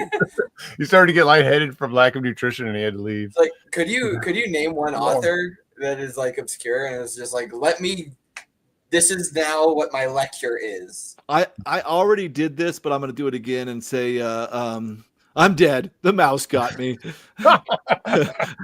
I got to throw in Helen Oyeyemi, who is one of my favorites. Nobody's apparently for a while people were talking about her, but I loved it. That you did that review, and it was like the least appealing story or something that I saw that you'd read from there, and it still sounded great. I was like, yeah. It's incredible. Mary Stuart Lawrence is your second spelling, and if you like Arthurian myth, you're gonna love it. It is my favorite fantasy series of all time. I mean, and that could be nostalgia. I don't know, but yeah, I absolutely love it. That's how I remember it too, but it has been a very long time. Okay. Joe says, I dug it. Definitely a second read book. I had to watch the deep read video to see stuff I missed. I love when people do that. Thanks for reading it and then going back and watching the video. It makes it worth making. Really is incredible. Yeah, that one I could read again and probably find much more stuff. So here is, have you guys read the Discworld series by Terry Pratchett? Top-notch comedy. I read Mort, and that's it, and it didn't do anything for me. I'm sorry to be the party pooper here, but I've read a couple. I can't remember one of the ones that I read. I really did like. The humor is not like a fall out of your chair humor, but it kind of like builds on itself, and it's kind of like. And I like how that Pratchett does something more than just try to make you laugh. He's doing more with the fiction than that, which I thought was really interesting. Going Postal was a really good. I remember that being good, but it's been a while. I'm going to have to admit a bias here that I've had for many, many years, and I don't know why. If I find a book that says it has comedy in it, I have a tendency not to read it, and that's stupid because there's great books out there that I've probably missed, but I guess I don't know if it's not what I look for. I don't know. I don't find. I don't know. That's my bias. I just have to admit it. Yeah, no, I know what you mean. It's relatable. I find that when a book is all comedy and that's how it markets itself, it really doesn't hit with me. But when the comedy is more incidental to the book, there's a lot of classics like that. Then it will hit with me. Like sure. Moby Dick, the opening few chapters of that are hilarious. Or like some of Jane Austen and Charles Dickens. Sure. Could be really funny, but because it's not the entire book, then it doesn't make or break it depending on whether or not you're laughing. You know what I mean? Yeah. It's hard. Yeah. Yeah, for me, I struggled with that for a long time. I really did. And then I think it was a Terry Pratchett novel that finally kind of got me to be like, you know what? This is good. This is good. This can be done right. This isn't just, I always thought of it as like throwaway. I hate to say that, but the comedic fiction like that, like it being like, well, whatever. I don't know why. But then I kind of discovered like, no, actually, this is actually really good. It's just, and it isn't, it does, like it does spend a lot more time. Like the Discworld novels do spend a lot more time in the comedy, but it's not, they're not like always trying to give you a joke, you know, and the joke gets really tired. Oh, shit. See, I get called out the minute. Damn it, Gumby Pokey. Yes, I freaking loved Christopher Moore. I enjoyed. He did a story called Lamb. Lawrence does it too. He did a story called Lamb that was the Gospels according to Biff, Christ's childhood pal. This does not sound like something I would read at all. It doesn't. And it was freaking great. It was hilarious. And then, of course, Lawrence brings up Candide, if I'm saying it correctly, which is a wonderful novel that made me want to be a gardener, just because of the last line is so good. Yes, Lamb, Gumby Pokey. I loved it. It was great. I think you're agreeing that you liked it as well. The only comedic sci-fi that I enjoyed was Dimension of Miracles by Robert Sheckley. See, and this is it. I'll admit my bias. When I pick up Sheckley novels and read the back, it's like, this is a great comedy, and suddenly I'm not as interested, and I should give it a try. I gotta let a cat in. Gotta let a cat in. Yeah, I read Hitchhiker's Guide to the Galaxy, and it just did nothing for me. I laughed at some of the Hitchhiker's Guide. There was some funny stuff in there. I don't know. This is a great question. This is not, so it is comedy. So let me see if is it over here? It is over here. Garth Marenghi's Terror Tome, which is sort of like playing around and messing around with like horror, specifically like Stephen King and Clive Barker in that book. I thought was really good. The first one. The second one didn't, it seemed like it was playing the same note, so it didn't do as much. But the first one it's the same thing as his, if you ever seen Garth Marenghi's Dark Place. It's the same humor. I think it's Voltaire, Krabby. It is Voltaire, yeah. Sorry. I am planning on reading the same. Sorry, Virgil. Next year. Why? We go right to Voltaire. No, go ahead. Keep going. No, I was just saying. No, but it was really good. It's over here somewhere, but I'm still not quite done rearranging, so I don't know like geographically where things are anymore, because everything got shifted, and I still don't remember what the hell I was doing. You have so many books. That's the problem. I got like this humble, like one bookshelf. They're just all like, it's like it should be right here, and I should be able to see it. Oh, there it is. Yeah. No, Candide by Desaad would be a completely different story. Yeah. Great. I thought this book was good, and then there's a part which I love it because it basically like makes fun of 80s horror books and horror movies and stuff.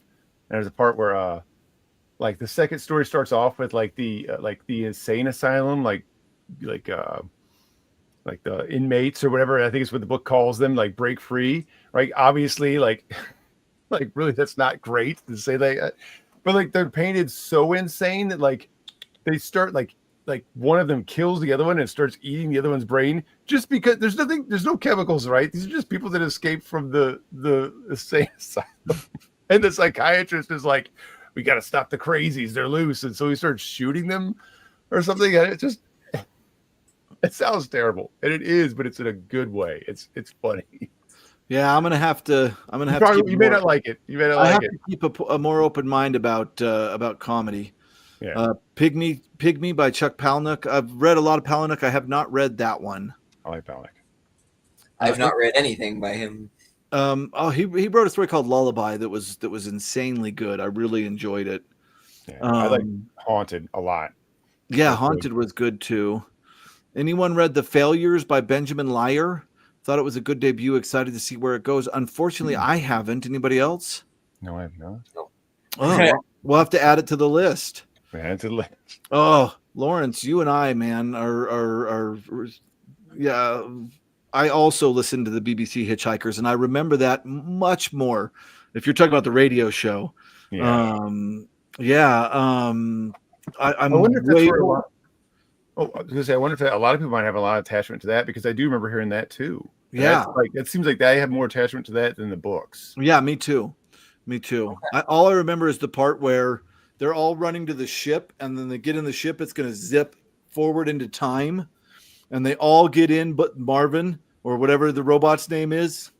I can't remember now, but he almost makes it to the door, and the door closes, and all the people in the ship are like, "Did we make it? Did we make it?" They're like, "Oh no, we lost Marvin." And they open the door, and of course, they're now 1,000,000 years in the future, and Marvin's standing there. Like he's just been standing there the whole time, and he says, "Where the hell have you guys been?" And that's what I remember the most from that radio. I have heard of it, though I've never read it. I have heard that some of the Red Dwarf novels are pretty good. Yeah, I had him for a while. I sold him. I never cracked him. Okay. But I loved the show. Yeah, oh yeah. Interesting. Dirk Gently Holistic Detective is Adam's best and a fine TV series too. I don't know the TV series. A lot of favorite weird authors clearly inspired the failures. Not quite fantasy, not quite sci-fi, dark humor, and interesting format for threading the narrative. Sounds awesome.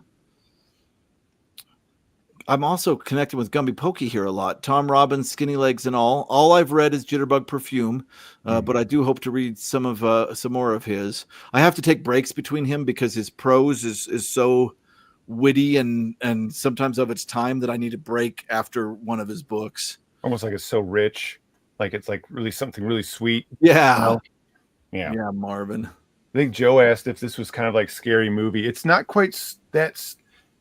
It's hard to explain. If you look up Garth Marenghi on YouTube and you look and he'll read like an excerpt of this or something, you can look up Garth Marenghi Terror Tome and like look up and it shows like him up on stage like reading an excerpt from his book. You can kind of get an idea what the book is like. I think one part he says like there was blood, more blood, and little bits of sick. So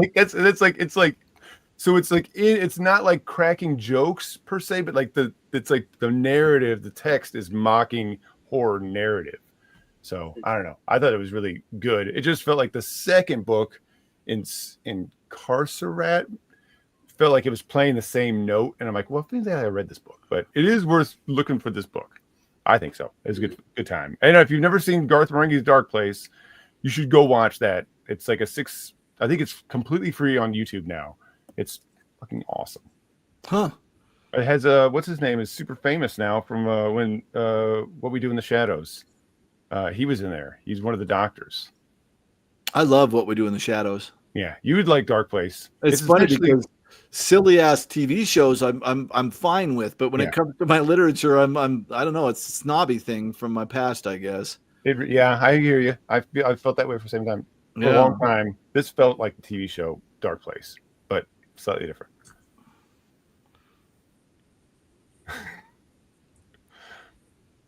Yeah, it's good stuff.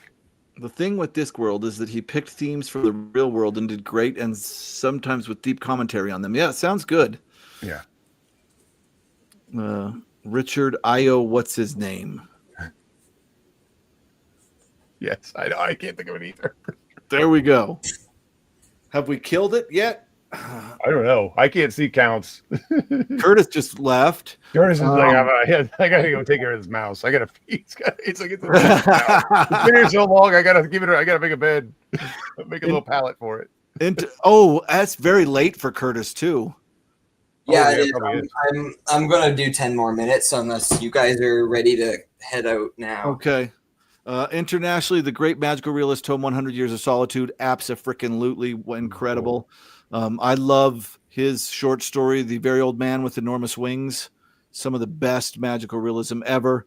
Any other thoughts? questions. We've made Curtis go longer than any other guest. That's We've been true. terrible. We're at least an hour over. Terrible Hopefully host. that's a good thing, but I have a feeling people are going to be dissuaded when they see how long this video is. Seriously, they're gonna. I mean, we've Never got can epic tell. conversations about heavy metal, and comedy books, and female writers and sci-fi. Good lord! Somebody really nice could go through and timestamp it so people could skip through the stuff they don't want to listen to. You can get the audience versus literally liminal war of attrition has ended. No, we failed. Listen, I have things to do, including have dinner. Not according to Aaron. It's like midnight. What did Aaron say something already? That's true. I usually go to bed around 2, but I usually need an hour to make dinner and clean up. And Thanks, Mom. I can't believe Aaron's still on here. Hey, Aaron can stay up late too. Right. She has like a life though. People depend on her to do things. I live alone with a mouse. Thank you, Lawrence. It was good. You, you had great comments. I appreciate it. Awesome. Yeah, Joe, you got to go back and watch this one. It was epic. We went everywhere. It was great. In fairness, this chat has spanned a pretty broad range. It's very true. True. All right, everybody. Thank you for watching. I got one more announcement I got to make really quick, and that is that I think our next guests are going to be from Wheel of Genre, which is one of my favorite YouTube channels that nobody will listen to me and subscribe to. And so I hope to change that in this next live show because it's going to be 2 guests because there's 2 of them. They're brilliant. They definitely read across genres. The Wheel of Genre idea is that they spin a wheel. Whatever genre it lands on, that's what they read for the week. Really wild stuff. The only reason I bring it up now is because it looks like the time is going to change, and I don't have exact confirmation yet, but it looks like it's going to be this coming Saturday, May the 24th. So usually we do this on Tuesday, but this coming week it's going to be on Saturday. So I will, of course, be advertising that. Again, Curtis from Deep in the Reeds, thank you so much for being here. You guys check him out. He's does great reviews on a variety of different genres. They're wonderful. Thank you, Virgil, for introducing me and bringing Curtis on. Yeah. And really, I do appreciate the opportunity to be part of a stream. I've never done that as a booktuber, and any exposure, I'm really grateful for. So absolutely, right on. Absolutely. All right, you guys, we will see you next time. All right. It was a lot of fun. See you later. Bye. Bye.